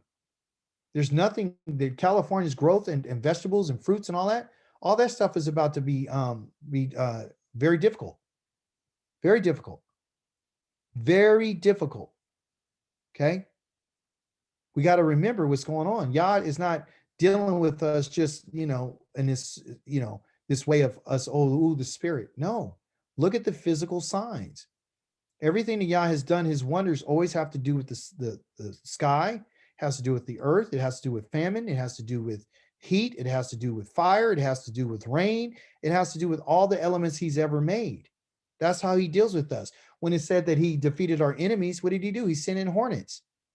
Was that spiritual or was that physical? It was physical. Yah is living and he's true. He's over everything. Yah says one of his great sore judgments is famine. And what does he do? How does he produce famine? He doesn't allow it to rain. That's how he gets to us. If you don't do what he says, it's right there in Leviticus chapter number 26. If you don't do what I say, I'm going to withhold the rain. That's a judgment. That's what happened. That's what drove us into Egypt, a famine. And it lasts a long time. So get ready because it's going to come. It's coming, and at that moment, you and I are going to have to depend on Yah. So I'm trying to build confidence and I'm not trying to discourage anyone. I'm not trying to wound you or make you feel like Yah is against you. Yah is for us. Everything that I said today that was uncomfortable, that made you think, well, wait a minute. This sounds like he's angry. Yeah, he's mad. But he said he won't be mad forever, but he is upset. He doesn't like the stuff that Israel's done. And he told us when you guys are there in the land of your enemies, you should be loathing yourselves. You shouldn't be around celebrating. You should be thinking about what you need to do to turn back, because everything that you've done to me, you have gone against me. You have shamed me before the nations. You have profaned my name. And for some of us, that doesn't mean anything. It's just trifling. It's so minimal. We minimize everything. So, we don't want to talk about it. Oh, I didn't do that. Yes, you did. You and I have done this. And he's saying, you guys have done this to me. No, my ancestors did. No, your ancestors taught you the same thing. You minimize me by the way that you live your life. If you're not following my prescription for justice and you came up and prescribed your own way of thinking, you have profaned me. I didn't ask you to come walk with me so you could do what you want to do. I called you to ask you to come with me to be your Elohim. You're not mine, I'm yours. And I love you. But you have to do what I say to the very T. If I say don't go to the right and I say don't go to the left, that's exactly what I mean. I gave you this prophet and I gave you this example and this narrative to show you that it doesn't matter who you are. If I told you something, if you go against what I said, I'm sending an adversary to stand in your way. You have to say what I said. You have to communicate and proclaim what I proclaimed.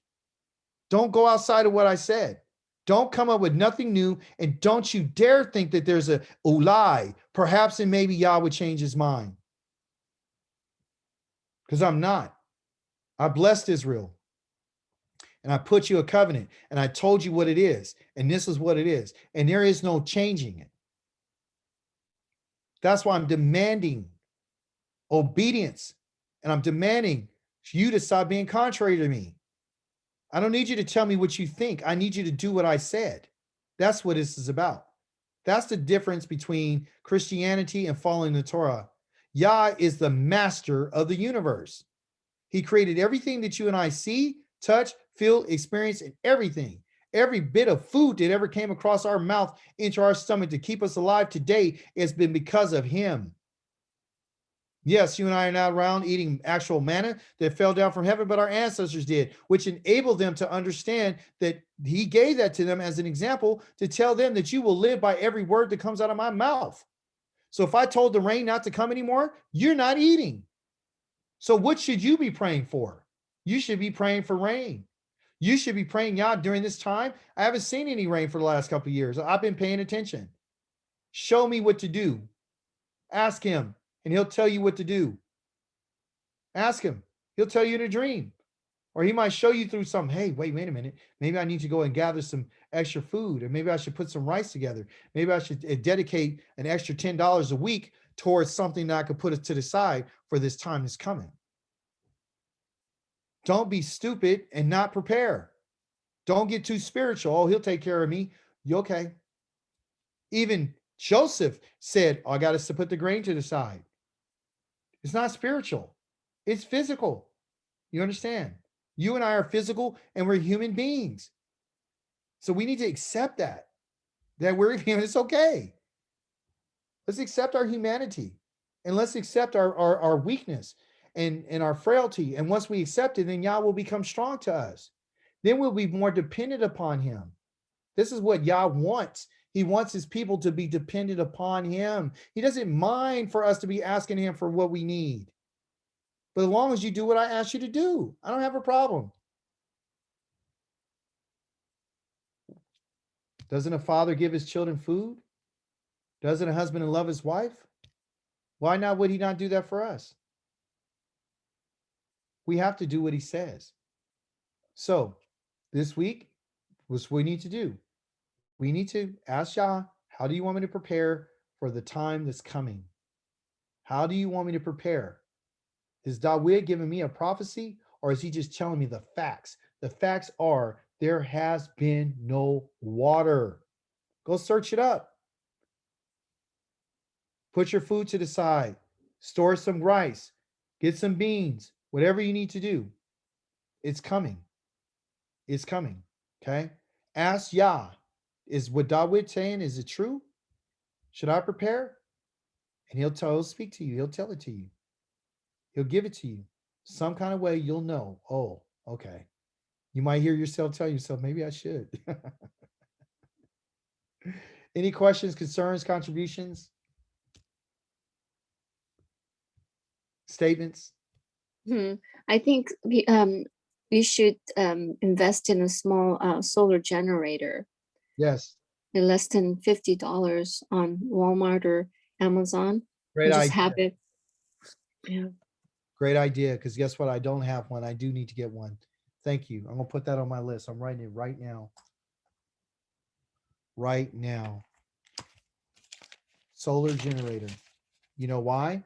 Because the sun will provide the energy, and that's from Yah. We don't have to depend on gasoline, right? And other things, electricity. Solar generator. Anything else?